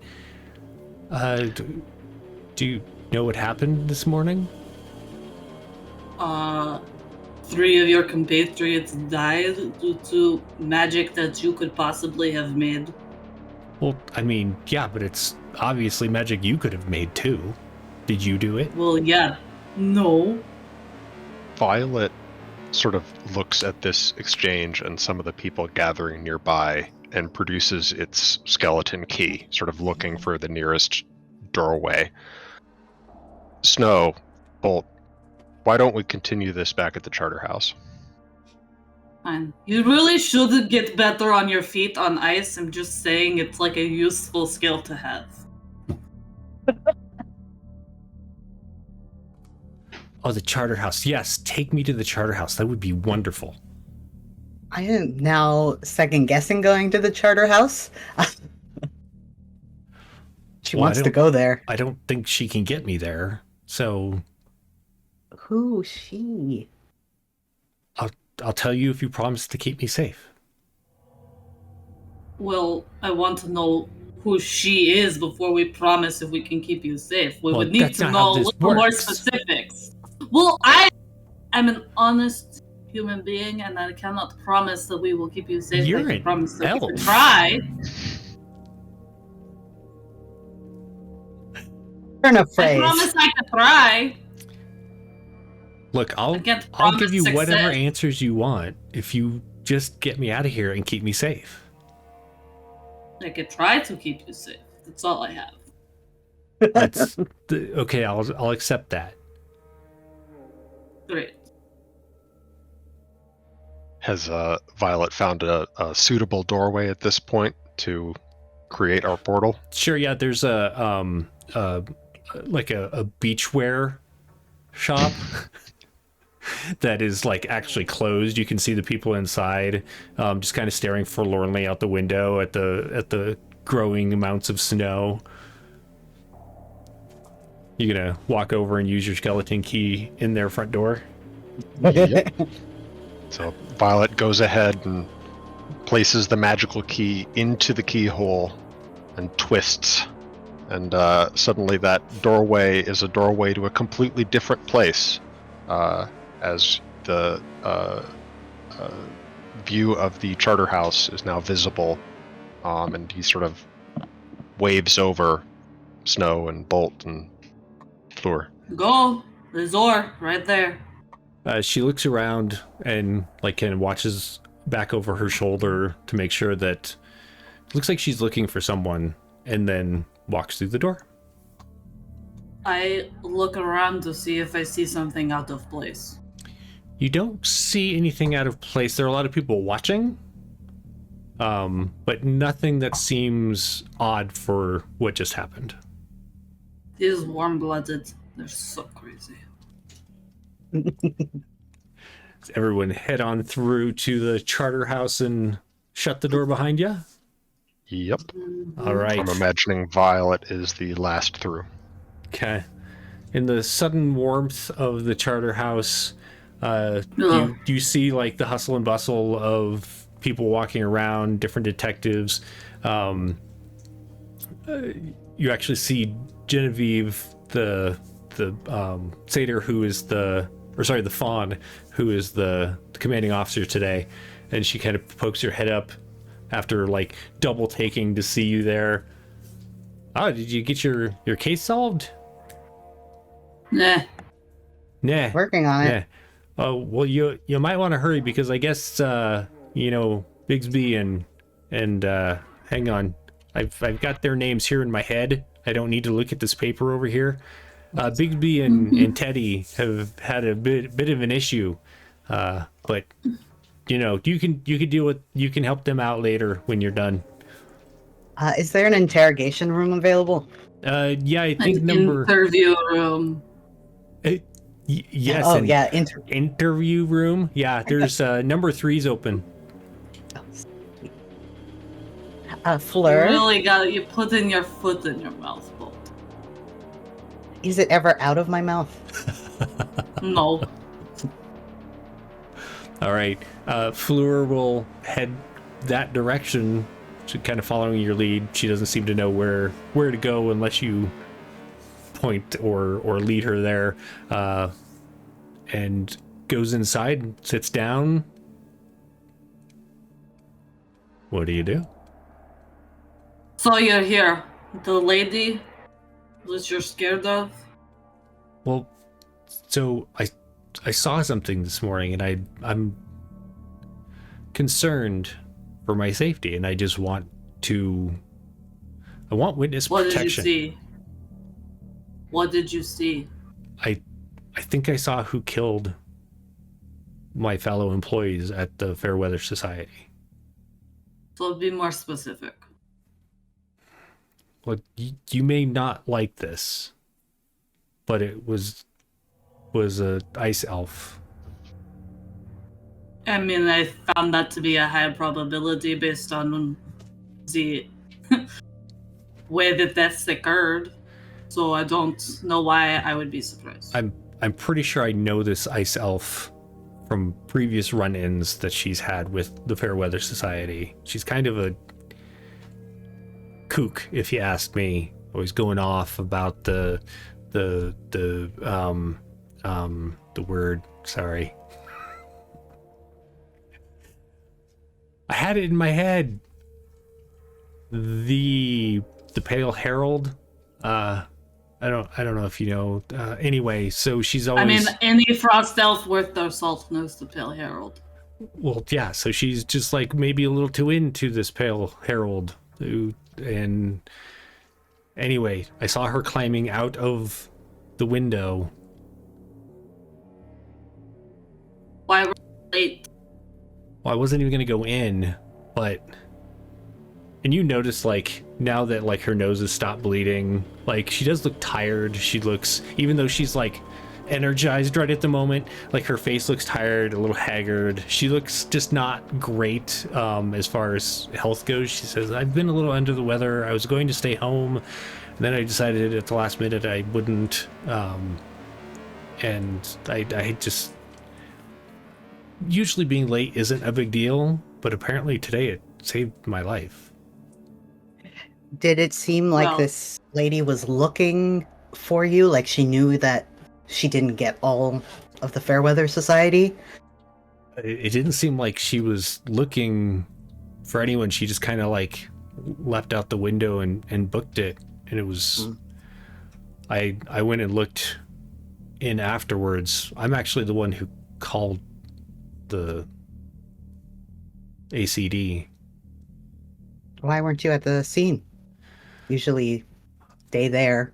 Like, I didn't see where she went, and I was concerned she was going to come back, so I don't know. I just wasn't thinking clearly. I went home and I really realized that was a bad place to be, because if she knew who we were and she knew where I lived, she might come there. So I went over to Cordelia's place to have some tea, and she told me to go upstairs to her apartment.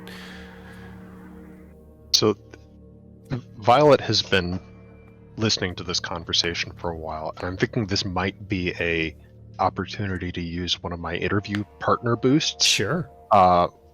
Ask questions about the nature of emotion, and I think this is probably where I would turn to Bolt and inquire this concern that you speak of. I'm having difficulty following this. The calling of the ACD and then going to have tea. Is this the concern as you know it?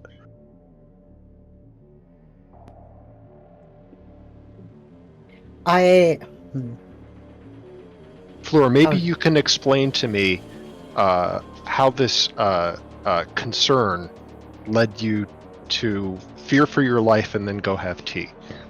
Well, I'll be honest, I actually couldn't drink any of the tea. It just didn't appeal to me at the time. I actually haven't eaten since last night, but I was going over to Cordelia's because she's my friend, and I was hoping she'd keep me safe over there.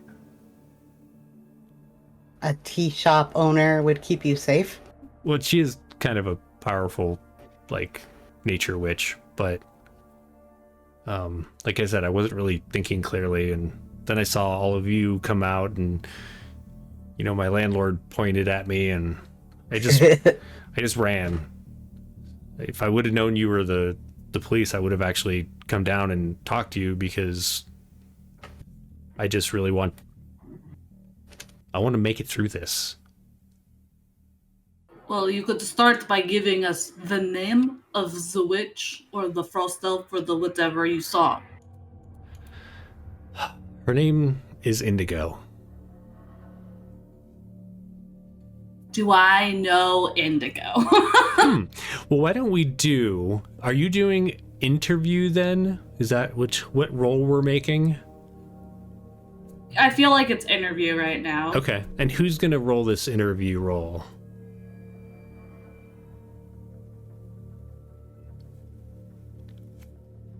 Calm down. You all don't have to roll it at the same time. No. I will make the roll. I'm happy to do so. Okay.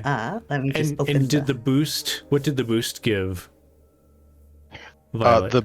The boost is intended to give one verve. Oh, okay, gotcha. Right. You rolling?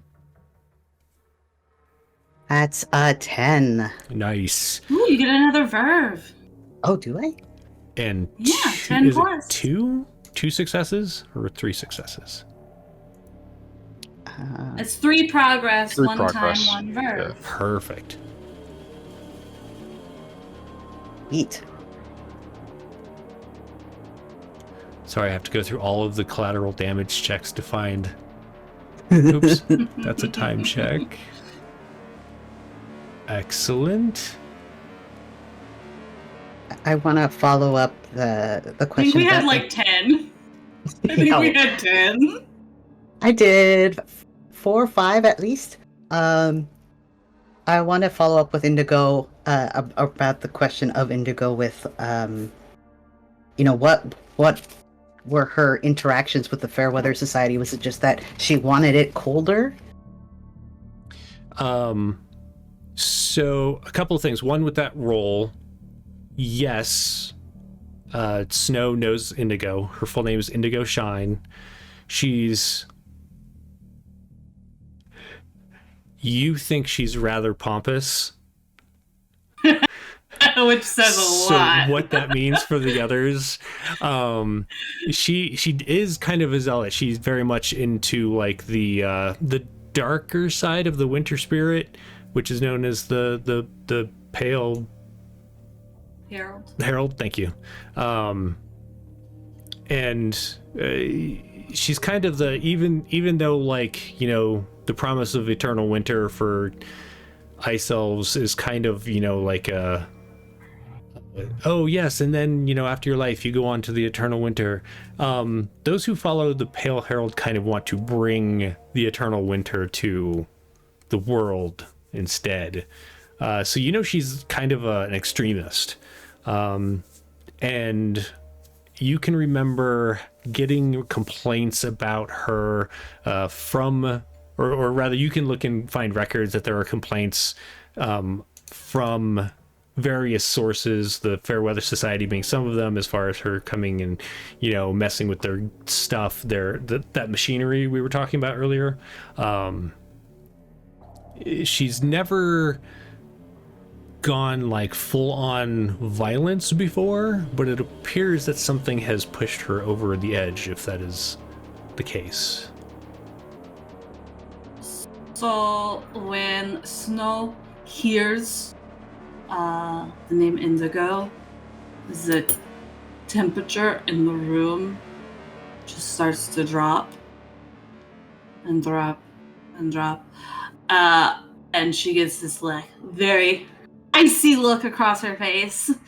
But I'm also using my partner biz for interview, and I'm gonna give the +2 nerve to words to Violet. Okay. Nice. Uh, Question for you, Snow. mhm. Do you go barring? Do I go barring? Yeah, do you go out for drinks? I mean, sometimes. Usually only when Bolt forces me to. So, Bolt... Under the guise of paperwork. Right. So, Bolt, Snow has made you go to the Tundra Club once before, but Snow, you've been to the Tundra Club on a few occasions. It's kind of like the go-to place for ice elves in the city.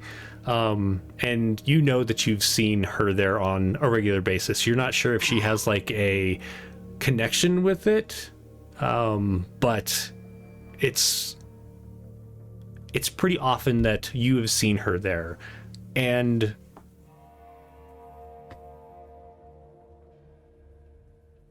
I feel like there's also probably been reports of like scuffles that have broken out between her and other people.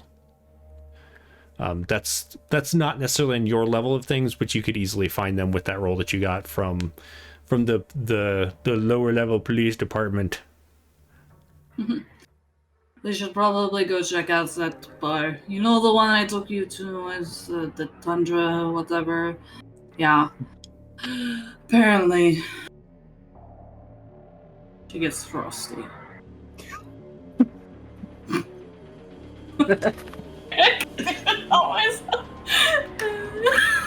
Hey, your shirt is also, or your sweater is very on point with the Fairweather Society. My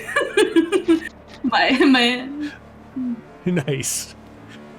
I didn't even catch that. Good call. All right, so is that the plan? You're going to head to the Fairweather Society? Not the Fairweather Society, sorry. The Tundra Club. I'm gonna go find like a beats cop out in the pit in the charter house. Be like, hey, I need one of you. I don't know your names. I never bothered to learn. One of you need to come and like watch this door. This lady is like feared for her life. You find a skin devil who works for the ACD. Skin devils are typically don't reside in Polarity. They reside in like a hell dimension, but they do get summoned here, and if they work their bargain correctly, they will stay here because they prefer it over going, back to the hell dimension.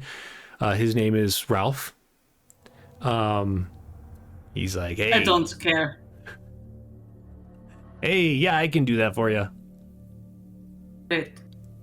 See? Protection. There you go. Tata, we're gonna go find Indigo. Okay. Her bedside manner does not need any improvements. Right. Perfect. Spot on. Violet, is there anything that you wanted to do before you head out? I think just to make sure that we can clear your name and solidify your alibi, Can you repeat from my notes the people that you were spending time with this morning when you were late?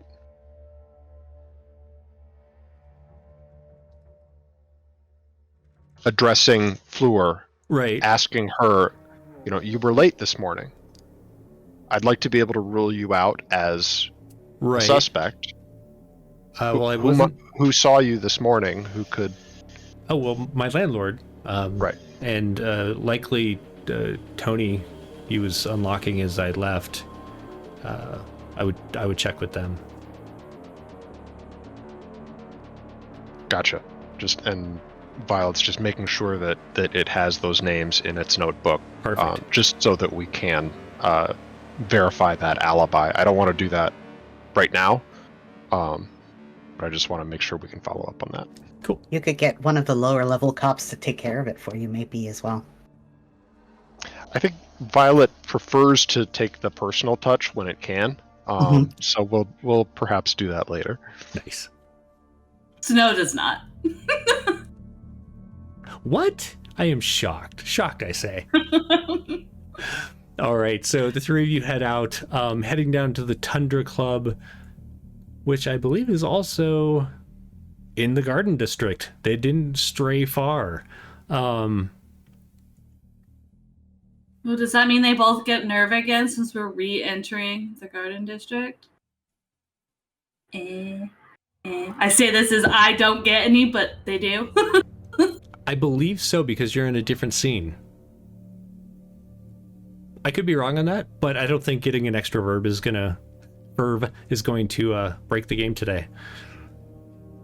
You never know. Hello, Myriad X. Thank you for raiding. It's appreciated. Welcome. Little Bones! Yeah. We love raiders. Well, in this context. Oh, we have the OKSDM and the OKSGM in the house today. Oh, I we're feel blessed. like reality just like warbled a little bit. All right, so you head down to the Garden District. You get your verb. As you were heading toward the Tundra Club building itself,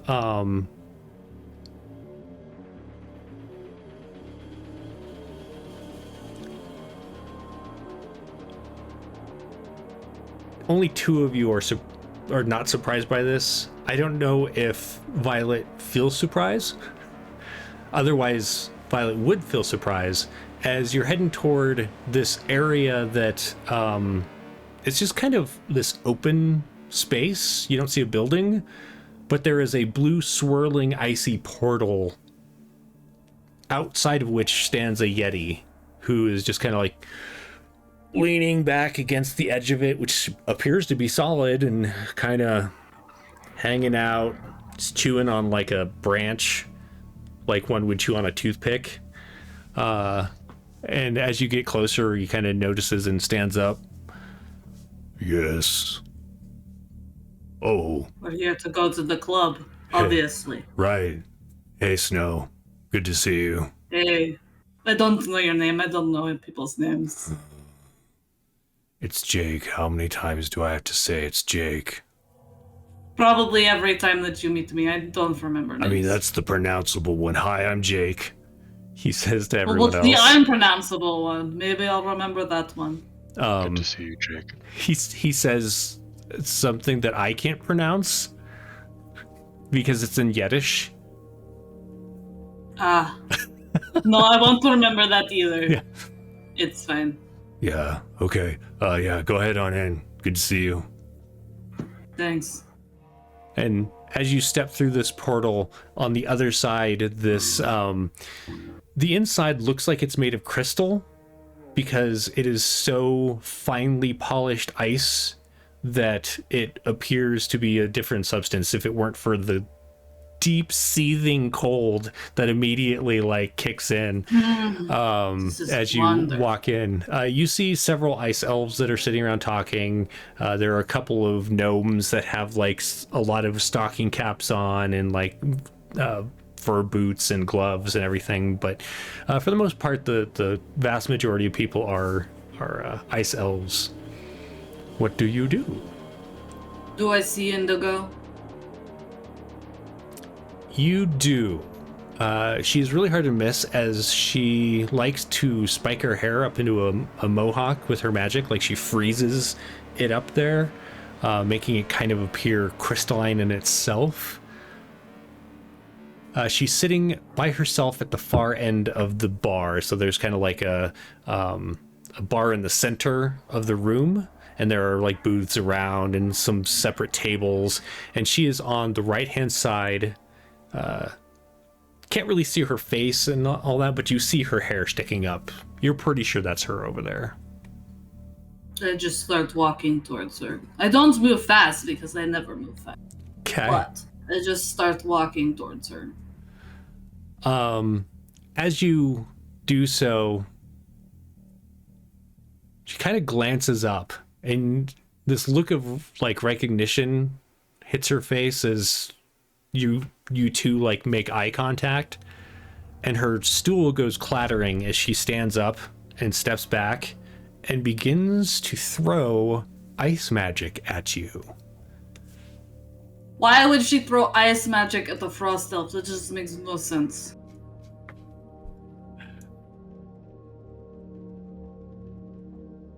I mean, how do you deal with puncture wounds to the chest? Ice or not? I feel like I'm going to have to look at your sheet here. I didn't realize she doesn't have a sheet. Well, she probably does a freeze bolt, a blizzard, blinds somebody, or drains the warmth.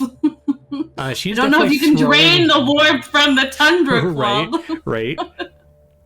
The air just freezes solid. I need your sheet. While I'm doing that, what is everyone else doing? So I'd like to imagine that Violet's been sort of advancing across the room, sort of side by side with Snow.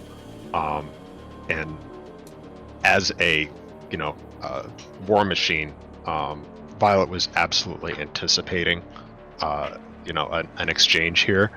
And its very first action is to see this ice magic, these icicles, or whatever it is that Floor is throwing towards us, and to just sort of step in the way and fully raise its armor plates using the partner boost for providing cover for my partner with that armor to intercept that initial barrage of magic, which is providing one verve to Snow. Okay. I'm also going to do my partner boost as my immediate action, which is right in front of Indigo's face, and it's probably something that I've done to Indigo before. I cause the particles in the air to flash a brilliant light, blinding them momentarily, giving a +1 verve to my partner, which is going to go to both. All right, so I'm going to roll 3d6 for the frostbolt that she sent winging your way, which is going to potentially hit Violet instead of you, as Violet has stepped in the way. As soon as I find the dice page.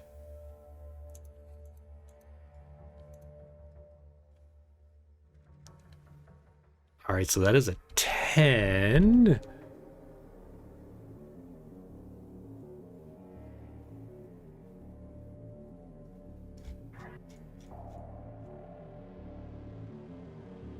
Whew. So she, while you are doing the blinding thing, is going to also get another turn. She's going to inflict 3 fatigue on Violet, and she gets a verve back. Go ahead and roll your blinding. I don't roll. That's my partner boost. Oh, sorry. I was thinking you had to roll for it. And what is Bolt doing? I think Bolt. I don't think Bolt was expecting Indigo to immediately start with an attack. So I think he was like trying to go around the edges, trying to get people kind of out of the way. Yeah. And when he sees her like raise it and Violet stepping in front of Snow, he's going to be like, okay. And then I'm going to spend 3 verve to do my Storm Lance. It does a 1d3 collateral damage. It unleash. We're the kings of collateral damage. Right? Unleash a powerful shard of electricity that splits in midair and arcs between 2 foes. I guess I don't technically need to do that. I could do the other one, but I like that it's called the Storm Lance. And fair. It also does collateral damage, where the other one doesn't. So okay. We'll just say that the extra arc is what's like hitting like the bar and chairs and tables. But yeah, the fatigue inflicted by a successful attack is increased by 2 and applied to 2 targets, but just her. Okay. Oh, another thing. Go ahead and roll that, and while you're rolling, I'm going to tell Violet that any other damage that you take is going to gain an extra fatigue because of the spell that she used against you. Just so you know, not on that last one, but from here forth until it fades. Now, just because I'm starting to rack up the fatigue points, I think I have 5 at this point. At what point do I need to start caring about just how big that number is getting? When you hit 12. 7. Well, so when you hit 12, 7 you is are 2d6. Right. When you hit 7, you go to 2d6 instead of 3, and you have to take whatever it rolls. And then 12, you are essentially knocked out. So I guess it depends on how do you want to look at it. Thank you. That's what I wanted to know. Yeah, what's your level of worry? Yep. Okay. I got 11. 11. Perfect. So it does 5 fatigue, and I get a verve, and take another turn. Wow. You see, actually, this is going to interrupt what she was about to do. You can see her getting ready to cast another spell as she's like moving backwards, and your arc of electricity hits her, and her whole body just goes rigid as she's convulsing with this electricity. Okay. And you get to take another turn. Yeah. Well, then I'll use my other spell, the Sidewinder. Use 2, hurl a shard of raw magic that unerringly strikes a target. A successful attack inflicts an additional +2 fatigue. So I guess I'll roll the 3 and hope I hit. Another 11. Holy moly. It hits her as she's like still vibrating from the electricity, and she just spins in midair and crashes into a table that people are like currently trying to get out of and run away. People are yelling and trying to run. They like jump out of the way as she smashes into their table. That will actually be the end of that combat. That was intense. I do need you to roll a d6 and have it for that. I got a 5. A 5, so 3. Does that become 2 or 3? Yeah. Nice. Perfect. All the We're really good at damage, collateral. right? I'm just impressed that Bolt just shot out enough lightning to basically take this lady down in almost, one turn, basically? I mean, there's a reason that they always boost Bolt. Right. I don't want to get on his bad side. I mean, we cause a lot of damage, but we're very effective. We get the job done. Why I deal with his drinking parties. I feel like maybe I should have, one, I wasn't expecting this much collateral damage, so I'm just like having to copy and paste all of the symbols. Two, I should have like been like just layering them, or I should have another symbol for like multiples. Anyway, okay. So she I was mean, why crashing would I into- care about collateral damage to warm-blooded people? It's like doesn't matter.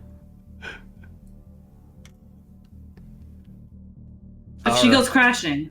She goes crashing and is apparently, I mean, she's kind of like, but she appears to be unconscious, or semi-unconscious at least.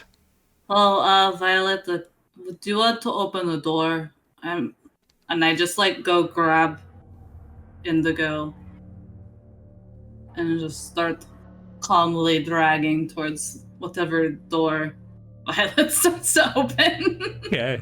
Where do you grab her? Are you grabbing her by like the scruff or like? Yeah, by the clothing, by the shoulder here, and just like dragging her on the ground. Violet, you got to go like back to the how you came in order to open your magic door, and then you realize that's a swirling magic portal of ice, and so you're looking around, and really the only doors in here are like the bathrooms. Are you going to the left or the right one? I think the left one. Okay, so you go and you open the door magically. It does go back into the charter house. As you all step through,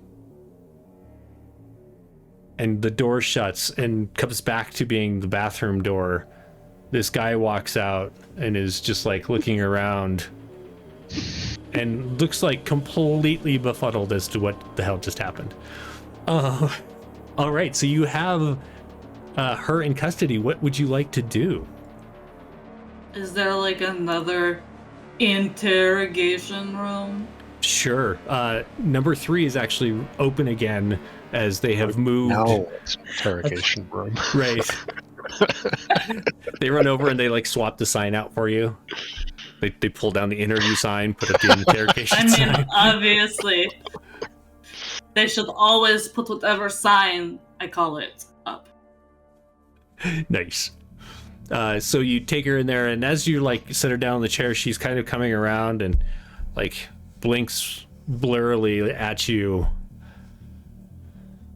What do you want? Why did you attack us? We're Arcane's Crime Division. Why Right. would you attack the police? Yeah, you're never any good news. What are you talking about? Hey, I wanted to get through a single shift without having to repair my plating, but I don't think either of us is going to get what we want.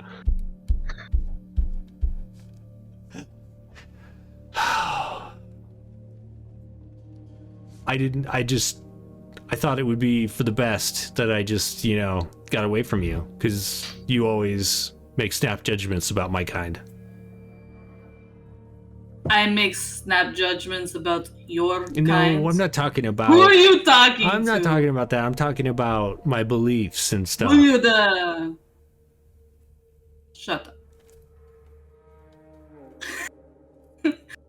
So, really, why were you at the Fairweather Society today?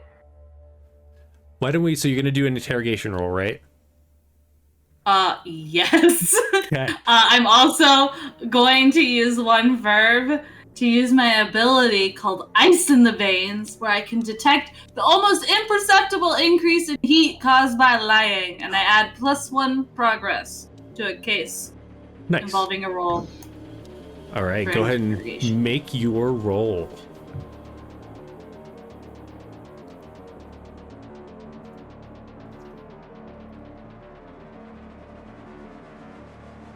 It's thinking. 12! 12. Excellent. You immediately Get can that tell, verb back! like, even though, like, she's saying this, trying to put it off on you that, she was running for her safety. She's lying. It's obvious. it's less in the heat that she generates, more just like the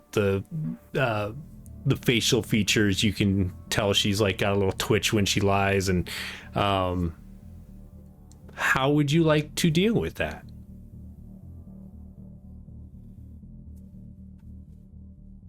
Really close, like uncomfortably close. So we're like almost, like our noses are almost touching, and then just say, "You are a lying piece of shit who does dishonor to our kind. Why the fuck were you in the Fairweather Society?" She looks a little taken aback, but then like as you stand up, she like cracks her neck and she tries to look like she's not disturbed by your demeanor. She's not succeeding very well, but she tries. She says, "You know, when the Pale Herald shows up, it's your kind, you non-believers, that are going to be the ones who, well, let's just say he's not going to be happy with you and your traitorous ways." Sure. I'm And that's sure going to that be a that will lot be the sooner than case. you think, now that those stupid witches, weather witches, are gone. Not all of them. Yeah, I don't think one of them is going to do much against... Well... Oh, what? Against what? Your figment of imagination? Yeah, my figment of imagination. You sit around and tomorrow you let me know what you think about my figment of imagination. Oh, and what's going to happen tomorrow? She just kind of like looks at all three of you.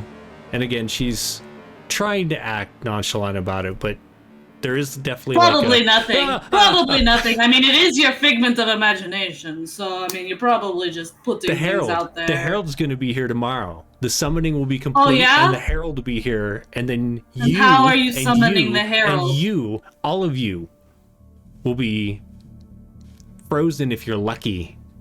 Oh yeah, and how are you gonna get this figment of imagination here? Oh, tomorrow? I don't have to. I'm not going to do anything. I did my part. Oh yeah?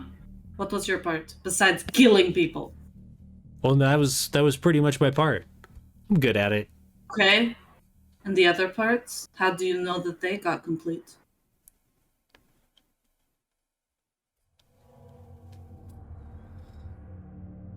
So I'm trying to think of what she would say that would let something slip. She says...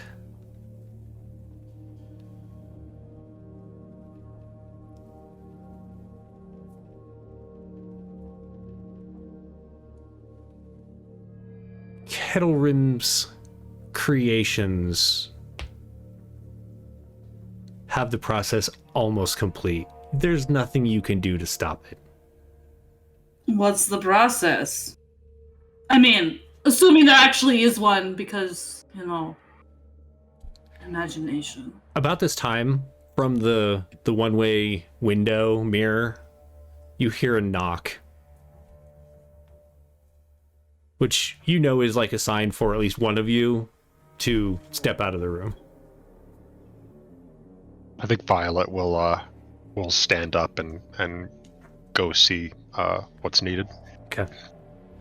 So as Violet steps out, this keeps going on back and forth where she's like essentially throwing, "I know the Pale Herald," meh, and stuff like that, and you two keep sniping each other. Violet, you step into the hall, and a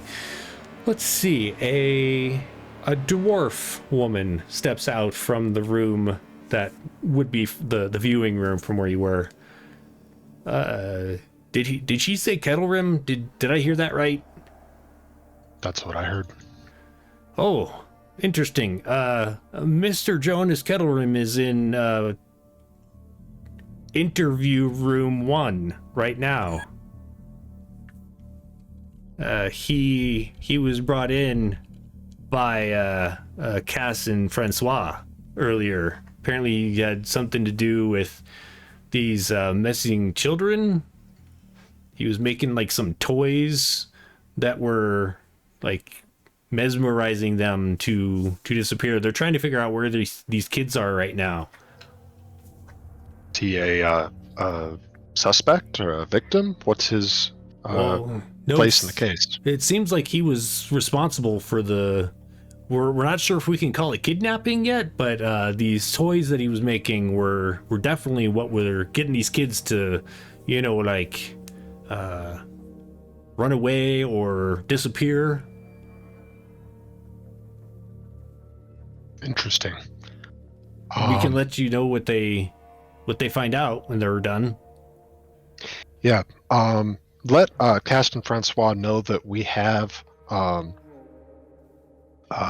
Fleur, and she's telling us everything. So if Kettlerim wants any chance of ever seeing this guy again, he'd better give up the rest of the members of whatever this pale cult is up to, because Fleur doesn't have a chance. We have her on evading arrest. We have her on assault of the charter officer. We have her on murder, and we'll probably have her on conspiracy. So if Kettlerim knows what's good for him, he's going to try to save his own hide.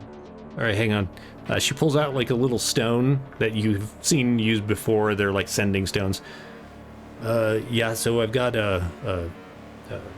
sorry, hang on. Violet. Indigo. I know, I'm like, indigo, violet, no. I've got a Violet out here, and apparently their case has some ties with your case. He says to drop the name Indigo and say that she's spilling the beans on him. And like a couple of minutes go by, and then Francois and Cass step out. They look rather smug, rather proud of themselves. From inside, you can hear, like from inside the interrogation room 3 that you stepped out of, you can hear the heated voices of your fellow detective and Indigo going back and forth at each other as the automaton and also an ice elf frost caster walk up to you, and Francois will be the one who says something. Oh, I appreciate your help. Thank you so much for that. It just seemed like it was going to be a long time before he decided to break, but that name that you gave us, this Indigo, has seemed to have made him very sweaty in the palms. I'm sure that that turn of phrase would absolutely delight my partner Snow, who deserves a great deal of the credit. Indigo is one that she is familiar with. She led us right to the Tundra Club where we apprehended her. Oh, that is very wonderful. We have some more information if you are going to continue this line of investigation. Please.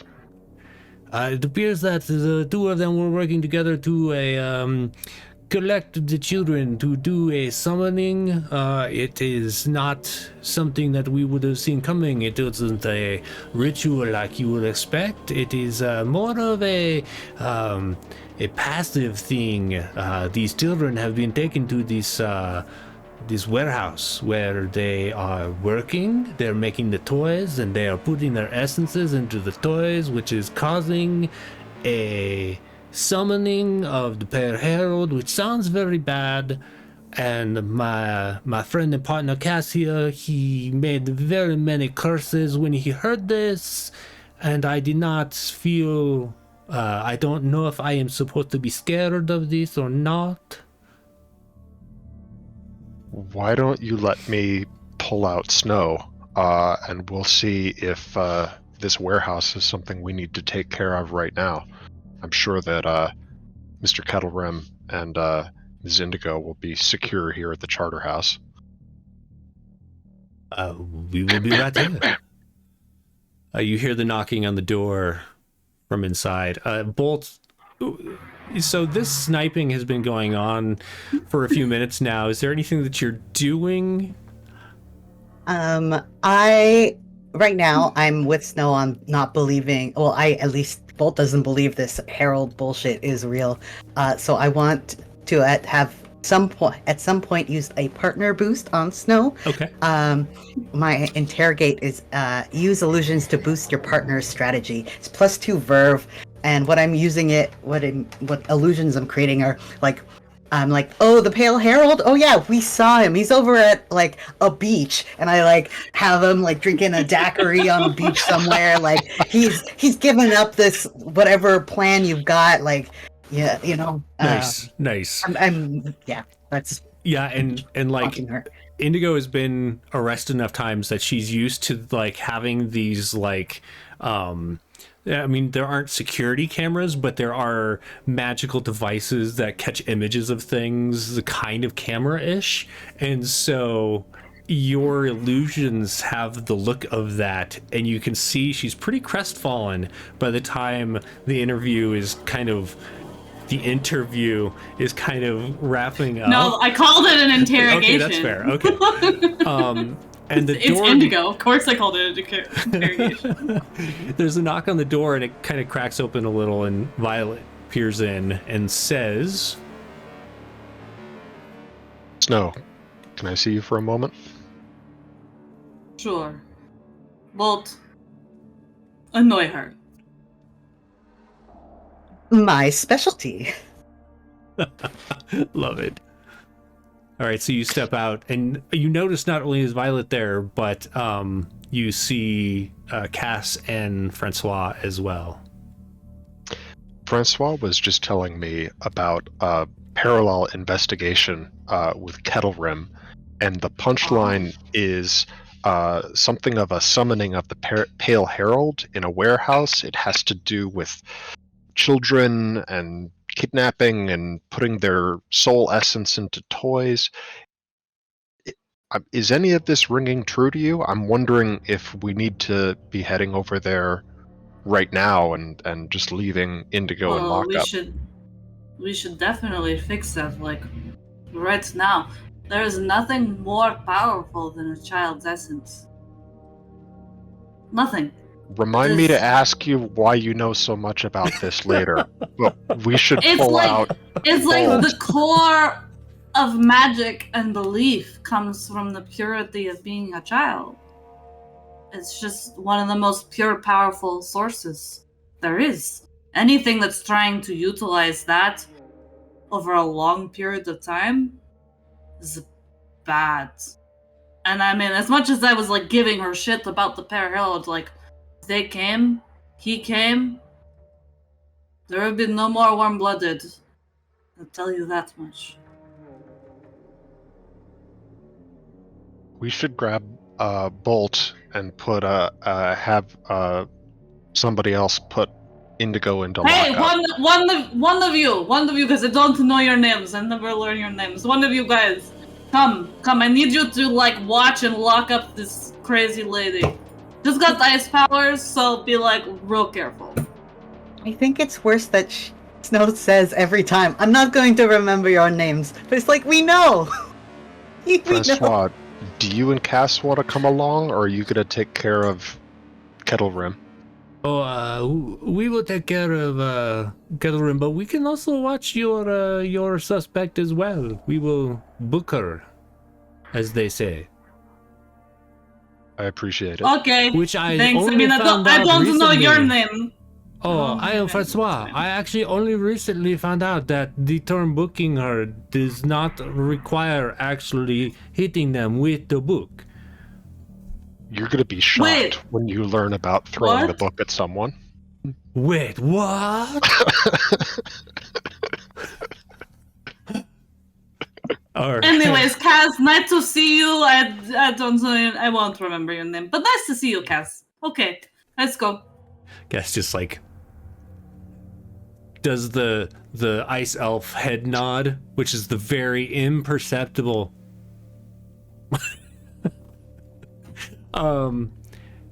Francois does tell you that Kettlerim said that they are the children are in the Von Strike toy factory, which is in the furnace district of the Embers. Oh, yay me! I was gonna say, I'm pretty sure you get one, don't you? My first free verb. Hooray! Hooray. So, as you head out, you notice, like, even Snow finds it a little chilly out as you're watching. Actually, sorry, Snow, you realize it's a little chilly out.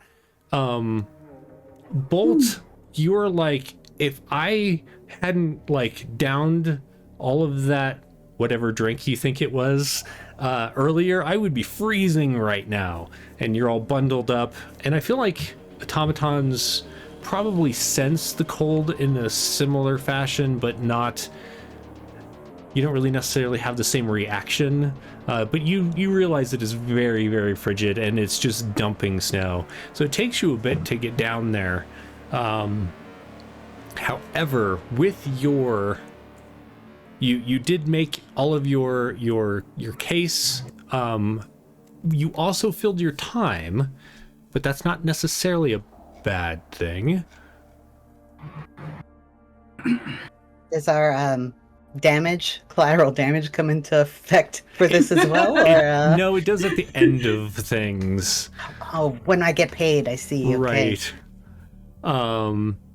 There's just a lot of paperwork. It's how we have our drinking parties.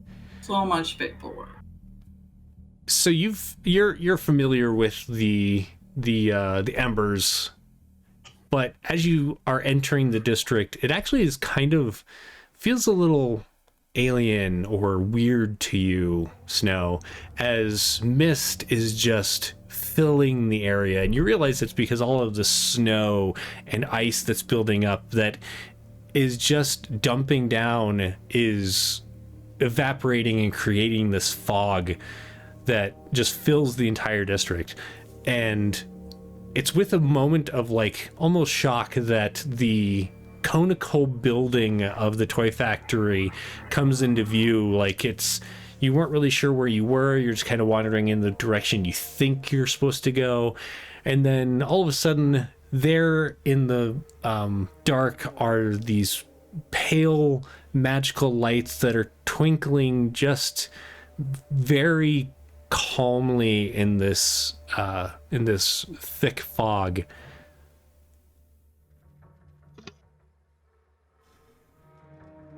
You don't see anyone outside. I was reading to make sure there weren't any people like hanging out. What do you do?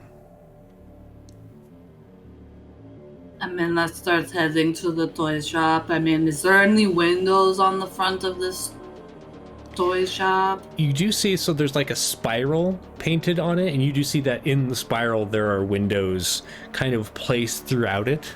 It is a massive building, so like the windows almost don't seem like windows at first until you get closer, and then you realize, oh, that those are windows. Do you want to go peer in them? I would like to look inside some windows. Okay. While you were looking in the windows, what is Bolt and Violet doing?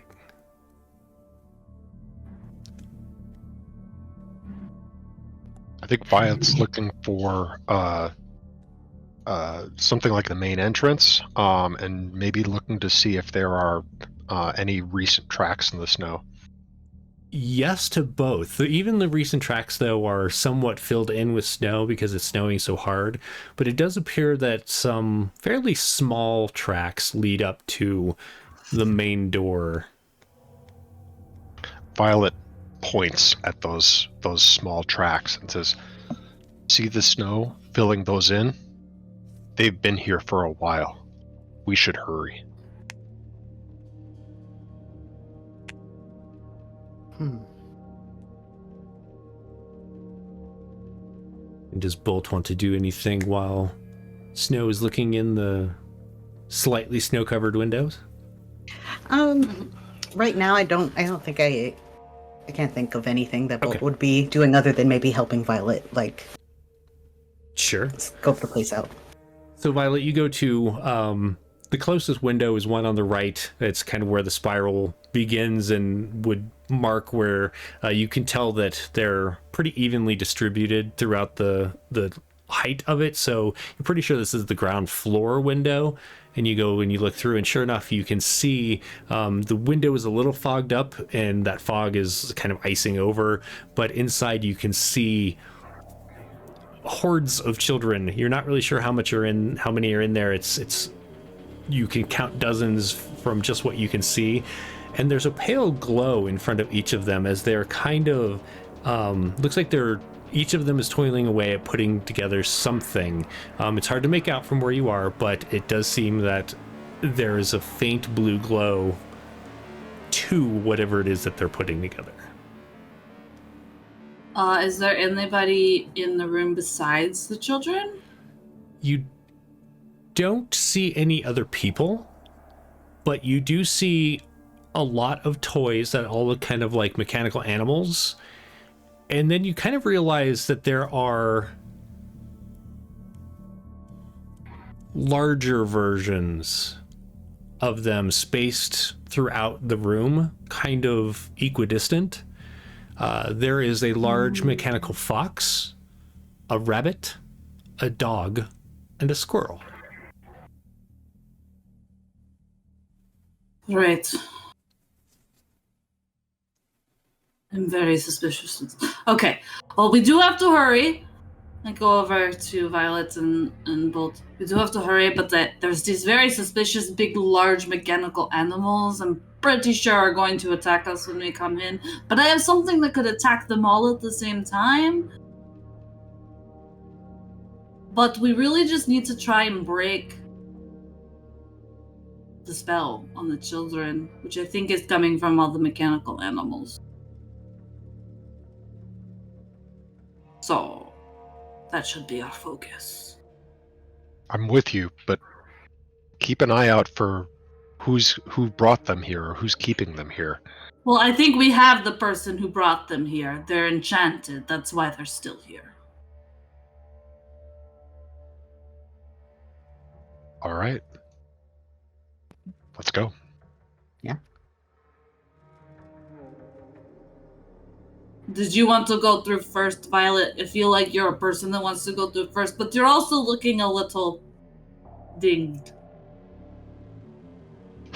I got this. And anticipating a conflict, Violet will put its hands together like this, and the arcane runes all over its armor light up. And a couple of the sort of dings and dents just sort of pop out a little bit as the armor wards that make up a good part of its protection activate and reduce the amount of fatigue that I take Nice. for the rest of the conflict by -1. And I will be the point automaton as we enter the warehouse. That's awesome. All right. So you get up to the door, and it's really like a really large double door. But you notice that it's not even fully shut. Like somebody tried to shut it, but the snow had kind of drifted, and it's just pulled up against the snow that's keeping it from shutting. And so you open that, and inside is not lit by the normal lights, but there is a faint blue glow that just kind of fills the area because there's so many children inside that are working on putting what looks like mechanical animal toys together. And each of those animals seems to be slowly growing brighter and brighter in the glow that it emanates from like a central area of its form. Near you, you can see that there is a mechanical fox and a mechanical rabbit that are rather large, much bigger than life size.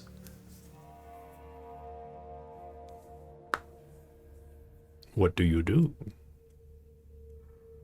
Striding into the room, Violet announces, this is the Arcane Crimes Division. This operation has been found in use of unlicensed magic, conspiracy to use unlicensed magic, conspiracy to commit murder, kidnapping, unauthorized child labor, safety violations, and contributing to the delinquency of a minor, and will be immediately shut down, starting with this unlicensed automaton right here, and Violet's gonna head over to maybe the squirrel if that's the nearest thing. So the nearest are the fox and the rabbit, and you can, as you stride in, you see on the far side is a dog and a squirrel, and you do notice that their heads are following you as you move. As the litany of offenses is being read off, are Snow and Bolt doing anything? I am coming into the room, and as soon as he says, starting with this unlicensed automaton, Snow is just gonna release a blizzard in the room. Okay. But I will spend 4 verbs so that it excludes me, my partners, and I'll exclude the children from the damage as well. But everything else will take the fatigue damage. Everything. All right, so like tables and the toys and the automatons and just everything. Okay. Everything. It says it is applied to all conflict participants, and if I pay 4, then I can exclude my size and reduce collateral damage. Okay. I'm going to have you roll that in just a moment. And Bolt, tell me what you're doing as this is all like starting up. Yeah. What are your 2's verve totals now after your -4? Where are we at? After I use the 4, I'll have 1 left. I'm at 2 after activating my armor. Okay.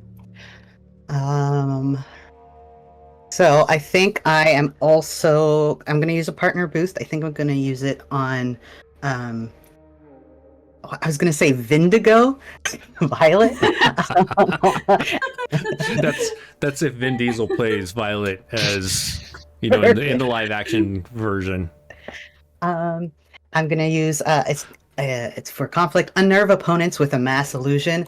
And basically as Violet is walking in, I'm basically separating them, and they seem to be multiplying. So there's like 20 violets now in the room. They're all saying, you've been found in violation of and so you'll get 1d3 verve. Would you like me to roll your verve, or would you like to roll? I would love it if you'd roll on my behalf. All right, let's see.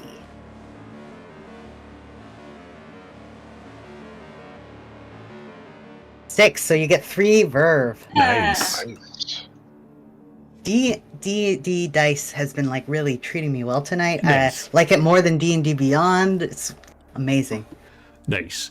All right, so Violet, as you begin moving towards did you say fox or rabbit? Let's go for the fox. Okay, as you start moving towards the fox, you're gaining momentum. It begins to heavily snow inside. Go ahead and roll your blizzard. Okay.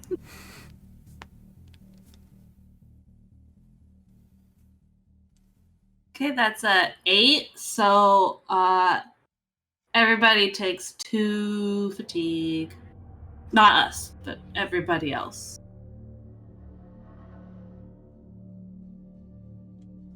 Okay. You notice that as it begins snowing, larger chunks turn into almost hail and icicles and stuff, and begins to batter the metal of the automaton that you're running towards. What do you do when you get there?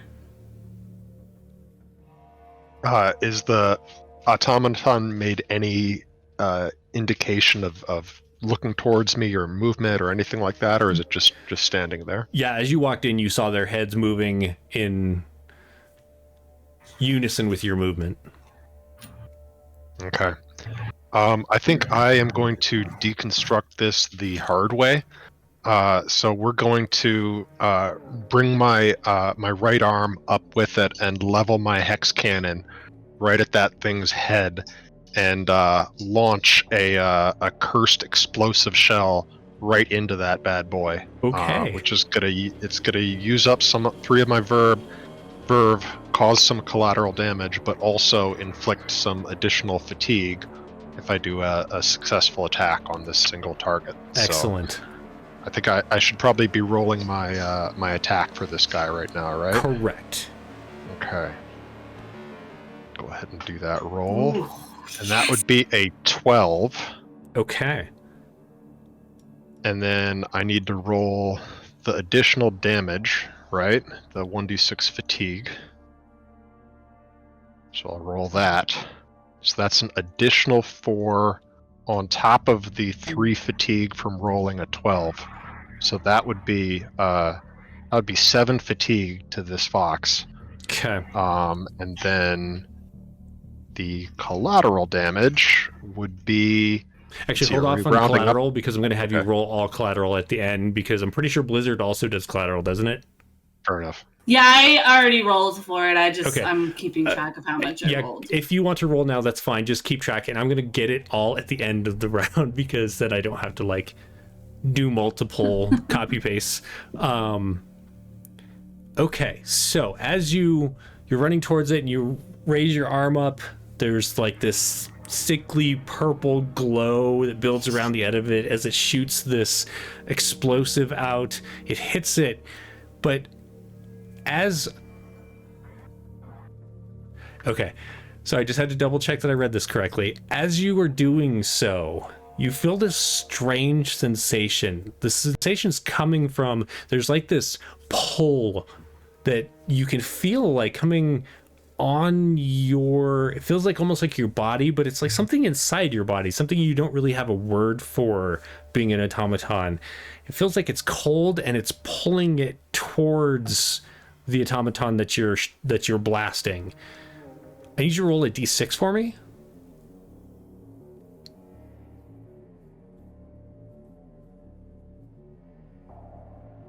Two? Okay, you're going to take 1 fatigue. And then the fox just explodes into like a million shards as the cursed explosive impacts it. There's like a faint sizzling as the snow is falling on it, and there's like purple smoke that wafts up. And that will be your turn, yes? 2 questions. Yes. First, is that 1 fatigue baseline, or is that after being reduced by my armor wards?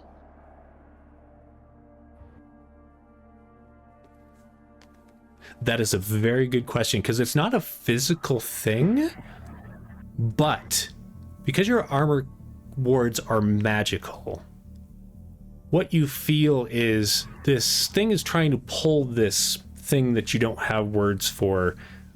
If you were a person that used words like soul and essence to describe yourself, that's what it would be, but you don't. And so, but it feels like even though you do feel that pulling, those armor wards are holding it in place. How's that sound? Sounds good. Cool. And then second question would be, from rolling in the 10 to 12 range, it says success and take another turn. So should I be rolling again? Absolutely, depending on what you want to do, because if you do something that doesn't need a roll, but yes, if you're gonna... I think having deconstructed the fox, I'm gonna turn my attention to the rabbit. Okay. So do you turn around, or like does your like top spin around on the base and like you shoot the other direction? Yeah, I think we're gonna go for another use of the hex cannon. Okay. So we're gonna shoot that off. So that would be a 9 for my roll, and then the hex cannon is an additional 4 damage. So a 9 is a success. So that's a successful attack. Okay. Inflict 2 fatigue plus the 4 is a total of 6 fatigue. Okay.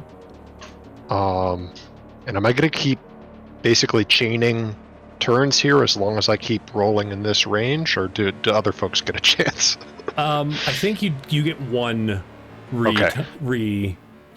extra thing. Okay.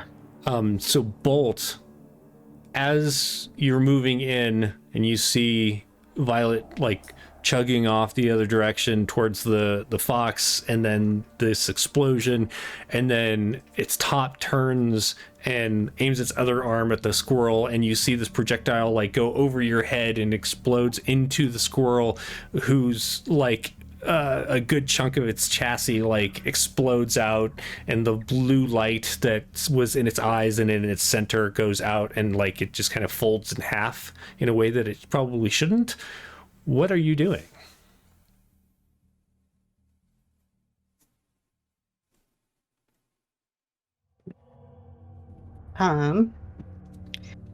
Well, I wanna.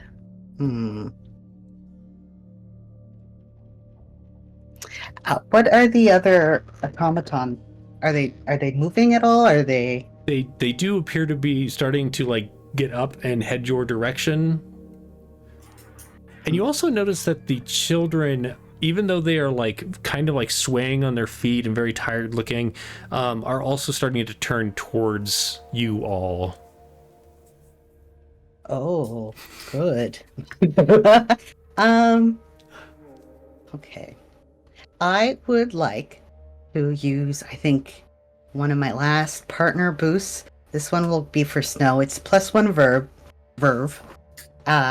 Distract opponents with extreme localized weather magic. Now, can I either immobilize the children's legs, like, oh, now they're stuck in snow, so they can't really move their feet, Sure. or I could like freeze the automatons like joints, so it takes them a little bit extra to kind of move. Which do you want to focus on, the children or the automatons? I want to keep the children safe-ish, or as away from the giant robot shooting things as possible. Okay. So I am going to, I'm going to try to, distract them by making it hard for them to walk around. So like bursts of wind just wend their way through the aisles of these workshop tables, and you see that the snow that's been building up from Snow's blizzard like kind of build these drifts, which the kids who aren't, you notice they're not really coherent, but they do seem to know you're there, but they like kind of reach up almost zombie like, and are trying to reach for like Violet and even you. I think Snow's a little further back, but perhaps would be reaching for her as well. And they just like kind of are falling forward and landing in the snow drifts and stuff like that. Does that sound about right? That sounds good to me. All right. The dog and squirrel, yes. Snow. So I didn't take another turn, even though I rolled a thing that says take another turn. Yeah. So after seeing all of this, what do you do? Well, I would like to see if there seems to be like a source of the magic that is enchanting the children. I want to see if there's a source in the room. I will say that as you are closer now, and you can see that they're all working on what looks like small versions of these other automatons, so like little mechanical rabbits, foxes, dogs, and squirrels. They're starting, like, they've been glowing brighter as the kids work on them, and so have the automatons. Like, it's almost like they're in unison together. So they might be... You actually notice that the fox and squirrel toys wink out. Like, they all go dark. So across the room, like, all of these lights just go out. And those kids kind of blink and look around. They're not really, like, coherent yet, but they seem like they're coming around. Cool. So then Snow will just be like, yeah, we should just take care of the other two, and we probably solve this whole thing. Just another day at the ACD. Is there anything that you want to do action-wise for your turn, or? Sure, yeah, no, I'll do my last partner boost. Okay. And along with the blizzard, I'll just start sucking what little warmth there is out of the area. And I'm going to give the boost to Bolt. It's going to be a 1d3. Do you want to roll or do you want me to roll? Go ahead. Let me know. Okay, let's see. You look worried. Oh, 1. Nice. You get 1 verb, and it'll also do collateral damage, so hold that too and add that to what So now that we're at the end of the turn, Okay. how much collateral damage did you both do with all of that? I did 4. 4. I need to do one more roll. Hold on. That sounds terrible. Like, not a good sign. So I did a 3 total collateral damage with the 2 hex cannon blasts. 7 total. Okay. We're really good at this, guys. It's gonna be fine, I'm sure. All right, at the top of the turn, essentially, the animals do get up and they do start heading towards you. Their way is actually a little harder to get through as all of the things that have been going on to keep the children in position. They're on the far side of the room, so they're trying to get around the children. They're trying to get through the snow.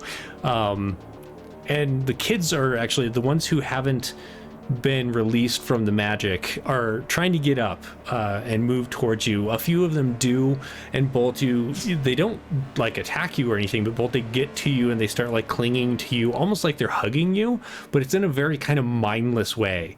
And they're like grabbing your arm and kind of dragging it down. And Violet, the same thing. Some of them reach you. So essentially you're going to roll anything during this turn, and you're going to take the lower of the 2 instead of the higher of the 2. So if you roll 3d6, you'll roll and take the bottom 2 dice. What does Violet do? Could you remind me what the remaining automatons are? I think it's the dog and the squirrel, right? It is. All right. So I think Violet is going to stride across the room towards the dog, and just sort of start trying to tear it into little pieces. Okay. So let me do the roll for that.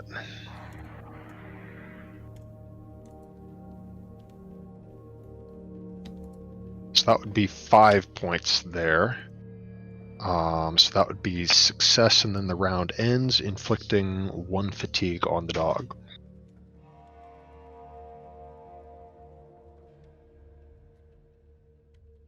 Excellent. Sorry, I'm trying to get all of your awesome collateral damage.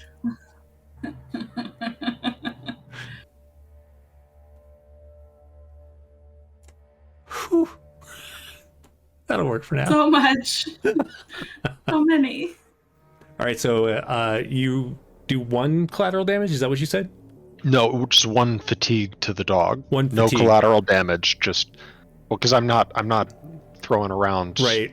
artillery shells anymore, right? I'm Or just literally you just pick him grabbing up and this other hit children automaton and with them? starting to like pull off of his plates and gears and that Okay. sort of thing. Okay. All right. So Bull or Snow. The names Yes. are starting to run together in my brain. Snow, what do you do? Snow is gonna maintain her position away from the children. And she's just going to send a freeze bolt at the squirrel. That's the one that hasn't been attacked besides my blizzard. So I'm going to send a bolt at the squirrel. Squirrel's such a weird word. I don't like squirrel. Who came up with this word? Squirrel. Someone's bored. So that's 1 fatigue, but all other attacks against them will inflict 1 more fatigue Oh, nice. for the rest of the conflict. Sorry, I just want to make sure I did this right. Squirrel is the one that Violet also went after, correct? I thought you went after the dog. Oh, I had okay, said the okay. dog. Cool. I'm glad I asked. All right, so Bolt, you see this happening. There's some grinding of metal as plates are pulled off of the dog automaton. Some lances of ice hit the squirrel. What do you do? I have a question. Is there just a non-verb cost to like attack? Is there just like a regular attack that I can do, or do I have to use verve to attack? That is a good question. I'm just going to look at your sheet real quick. Yeah. So while Jeremy's doing that, I'll just comment that that's basically what I did last round. Right? Oh, okay. I didn't use any of my special abilities. I just rolled. Punch so, it, right? Roll conflict. Okay. And I flavored it as being very violent with Right. it. Yeah, I guess none of your normal stuff costs nothing. Yeah, if you just want to do a conflict, just you'll do one verve. Yeah. Unless you do it against the squirrel, and then you'll do 2 because it's taking extra damage.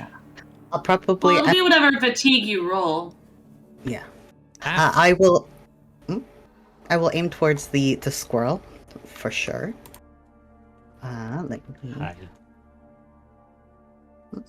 So it was the lower. Yeah, 5 is the. It's still a success. Yes. Inflict 1 fatigue, so inflict 2 fatigue. Okay. What does that look like? Oh, so I'm being dragged down by all these kids. They're heavyweight, but I managed to kind of. I used to play ultimate frisbee, so like a backhand throw. Yeah. And it's just like a very harsh wind, and it just like cuts a gash in the squirrel's chassis. Nice. All right. Snow, did you go? Yes, you did. Mm-hmm. Wow. Okay. I was not expecting another turn to come around. The automaton that is next to let's go with the dog who's next to Violet. Kind of flares its blue a little bit.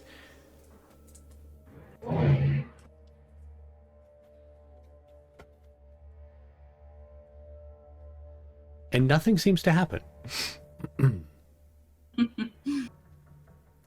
Who would like to go next? More of the children do get up and kind of scamper forward and are clinging to, but it doesn't change anything. You just have more kids causing you to roll the same thing. Perfect. I'll take another turn. Sure. Throwing a thing of ice or wind. And 5. 4. 4, I think, is gonna miss. It's a failure for me. Yeah. Okay. Just goes wide. There are just too many children holding you, and you don't want to harm them. So the wind blade kind of wings off the wrong way. I'll go. Okay. She'll see the squirrel and it's still up, so she's just like uses the freezing magic that she already has on it to try and like shatter its joints. Okay.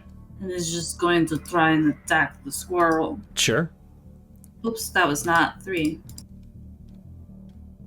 There we go. That's 3. So that is a 9. Okay.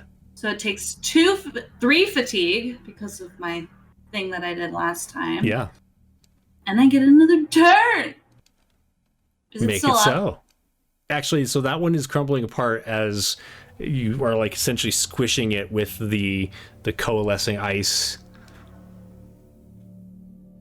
So then I'm just gonna start using the snow that's on the ground on the dog to try and like creep up the its legs Okay. and start like freezing it from the bottom up with my next attack because I get another turn.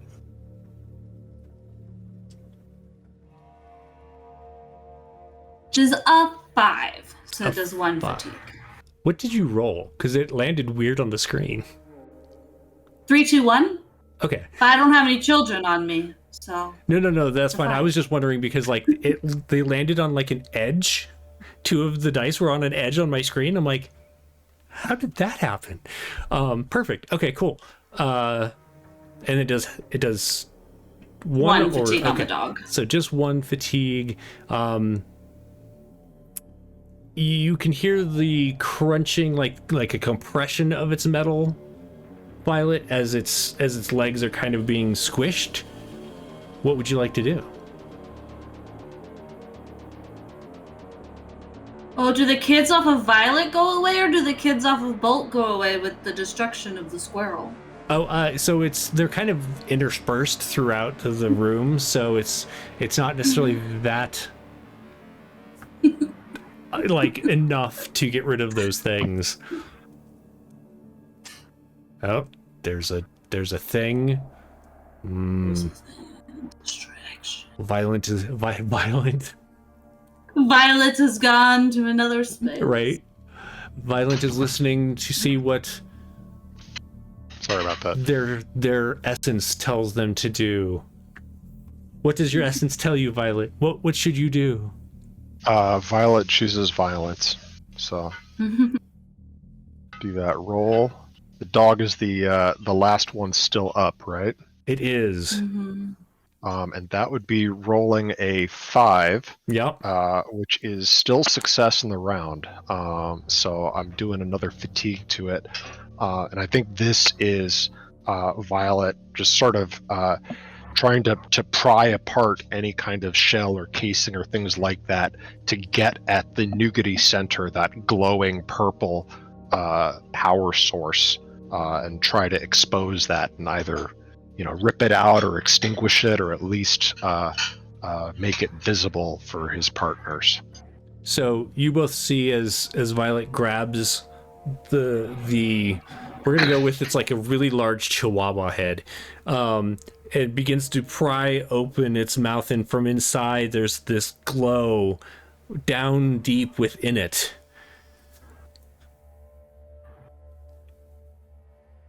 What do you want to do, Bolt? I will try. I'll roll another wind slicing check. Okay. Let's see. 4 again. That was gonna miss you. Violet is in the way, and even though like they're opening the mouth and trying to like get it so you can like really aim at it, it's just not quite enough, and you end up aiming a little too wide.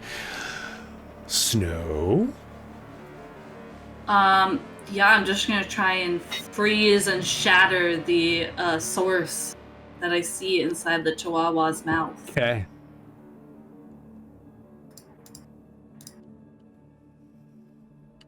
$11. Nice. 3 fatigue. Excellent. How does this happen?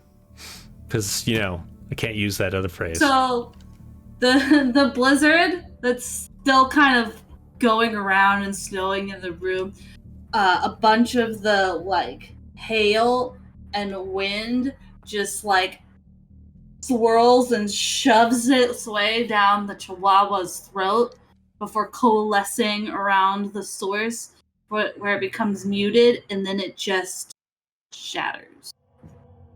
Nice. And as that last bit shatters, the dog toys throughout the room go dark, and those other children kind of blink and stop swarming you all and look around. Some are getting up out of snowdrifts, some are helping others. All of them are like kind of huddling together now that they're awake, and you can tell that they're very tired, they're very cold, but they seem to be more confused than anything as to how they got here. How does this wrap up? You know what? You know what? Hey, Violet, do you want to open the door to the charter house? We should probably just take them there and then, find their names, because I'm not going to remember their names. Absolutely. And just to be clear, we're not charging them, right? No! Why? They didn't do anything wrong. Why would we charge them? We already have the people that we're going to charge in custody. We were just saving them and saving us from the Peril Herald, because that would be a bad day. I was just thinking about participation in an unlicensed magic ritual, but maybe we can let that one slide. Well, they were forcefully participated, so that it's fine. seems honestly like a question for the prosecutor, but I'll go with you for this one. I don't think we should charge the children. That seems Fine, like that's why I asked. counterintuitive. Fine. Anyways, could you just open the door? They look very confused, and I'd rather them not be confused near me. Violet opens a door. All right, so you open the door. You lead these children through into the ACD building, and as they go through and are really starting to wake up and they're looking around and warming up, and all of a sudden they're just like, oh cool, and they start running around and they're like grabbing things off of detectives' desks, and they're picking up like weapons, and like there's just dozens of kids running around. As this is happening, Jen shows up. She kind of walks around and is looking. There's like a half quirky smile on her face where she's like, oh, okay, this is a thing. All right. She comes up and she's like, oh, okay, so I've been getting some reports that maybe you all have been being a little much with the damages. I'm not going to say anything today, but tomorrow when the captain comes back in, or whenever he's feeling up to coming back in, I would just be prepared for maybe some time off, probably some other disciplinary actions. I mean, you mean paperwork. Like, I always have to do paperwork. Right. It's fine. Yeah. Good luck with that. I'm going to go. And with that, you have successfully saved the children of Polarity. You have stopped the Pale Herald from being summoned, thereby causing an eternal winter upon the world. Flora needs to find some new members of the Fairweather Society to help her get that back in working order, but you do notice that over the next several days, winter seems to even out and feels much more natural, as opposed to the horrid, terrible cold that some of you don't want, and the wonderful, terrible cold that some of you really enjoy. Thank you so much for playing today. I know we went a good scotch over what we had planned, but I appreciate it. It was a ton of fun. Just as a reminder, this was Arcane Crimes Division Winterland, which you can pick up over at DriveThruRPG. It's published by Imaginary Empire Games, something like that. Click on the link, you'll find out. Why don't we do a round of outros? And tell us if you're going to be on anything coming up that is exciting on the channel, on another channel, whatever. Let's see, let's go in the other direction. So let's start with not Violet, but Ed. Yep. So my name is Ed. You can find me on Twitch occasionally at Neuromaster. Played the automaton Violet Mist this afternoon. Had a great time. I really enjoyed the story that we had, that Jeremy was helping us through, and just the opportunity to play with Kay and Carly was a lot of fun. This setting is just delightful, and I'm looking forward to being back here. There is, I'm going to say, a decent chance that I might be able to catch up with some of y'all in an upcoming game of Hunter. Not sure about the dates or details on that just yet. But one way or another, I don't think you've seen the last of me, and I've had a great time being here. So thank you very much. Excellent. And it was enjoyable to see Violet choose violence. I believe, I'm trying to remember which order we went in, but let's go to Carly? Sure. Hi guys, I'm Carly. You can find me on socials at Carly Steichen. I also have an Etsy shop called Armadillo Dice, and I make custom dice and just other dice for all your dice rolling needs. I will be on this channel in like 2 weeks to do some Shadow Dark. Oh, yeah, And I'm also possibly playing some Hunters. We'll see how that checks out. Otherwise, I'm always looking for more games. I'm always looking to have fun and play around, and it was wonderful playing a character quite opposite of most of the characters I've played on this channel, I think. So it was quite fun, and I loved playing with Ed and Kay. It's an amazing time. I mean, in the last game that you and I played on this channel, you were giving hugs to everyone with your, like, hot chocolate. With hot chocolate and all of that, whereas this you were giving hugs to people with cold, icy death. And ice. Right. Yeah. It's almost the same thing. It's fine. Still, the cold embrace of death is still an embrace. So It's right, exactly. All right. Kay, speaking of Kay, why don't cold you... embrace of death. Why not? That's not where I was going with that, but... Come, whatever. Hi, I'm Kay or Caden Cosmos. I do a lot of art stuff, and I play a lot of TTRPGs, mostly online. I'm looking at scheduling being part of a game with Kevin here on Wanderer's Haven later. I'm excited to see that come down the pipe, Nice. but other than that, I'm pretty loosey-goosey right now. Yeah, I had a ton of fun. It was a blast. It was great to meet and play with both Ed and Carly and play with Jeremy again. I'm Always a pleasure. Really, thank you so much. I'm thrilled to be here. And yeah, thank you. Thank you. I guess I should do a quick outro. I'm Jeremy. You can find me at WH Pubs most of the time. What's coming up? So today is Saturday? I have lost track. So Monday, come join me at 3 p.m. for Miniature Monday here on the channel. I go over on Hero Forge and make minis, which is a ton of fun. And then Wednesday we are starting up.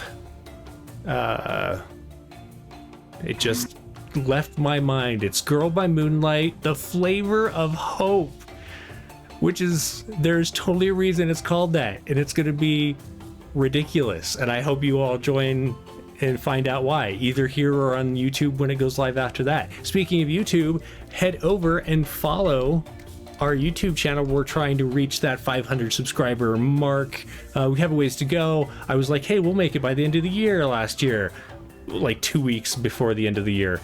It didn't happen, but we're still trying, so head over and do that. And then we have a lot of new things coming up in the near future. We have some Vaesen is what it's called later in the month, as well as some Shadow Dark. Tune in for those. I feel like we should raid someone. Who is that going to be? Let's raid.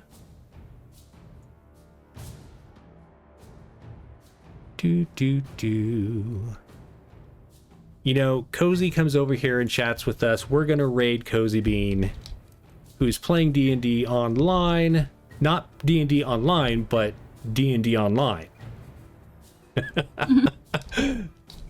Not to be confused with Baldur's Gate. Right. Completely different game.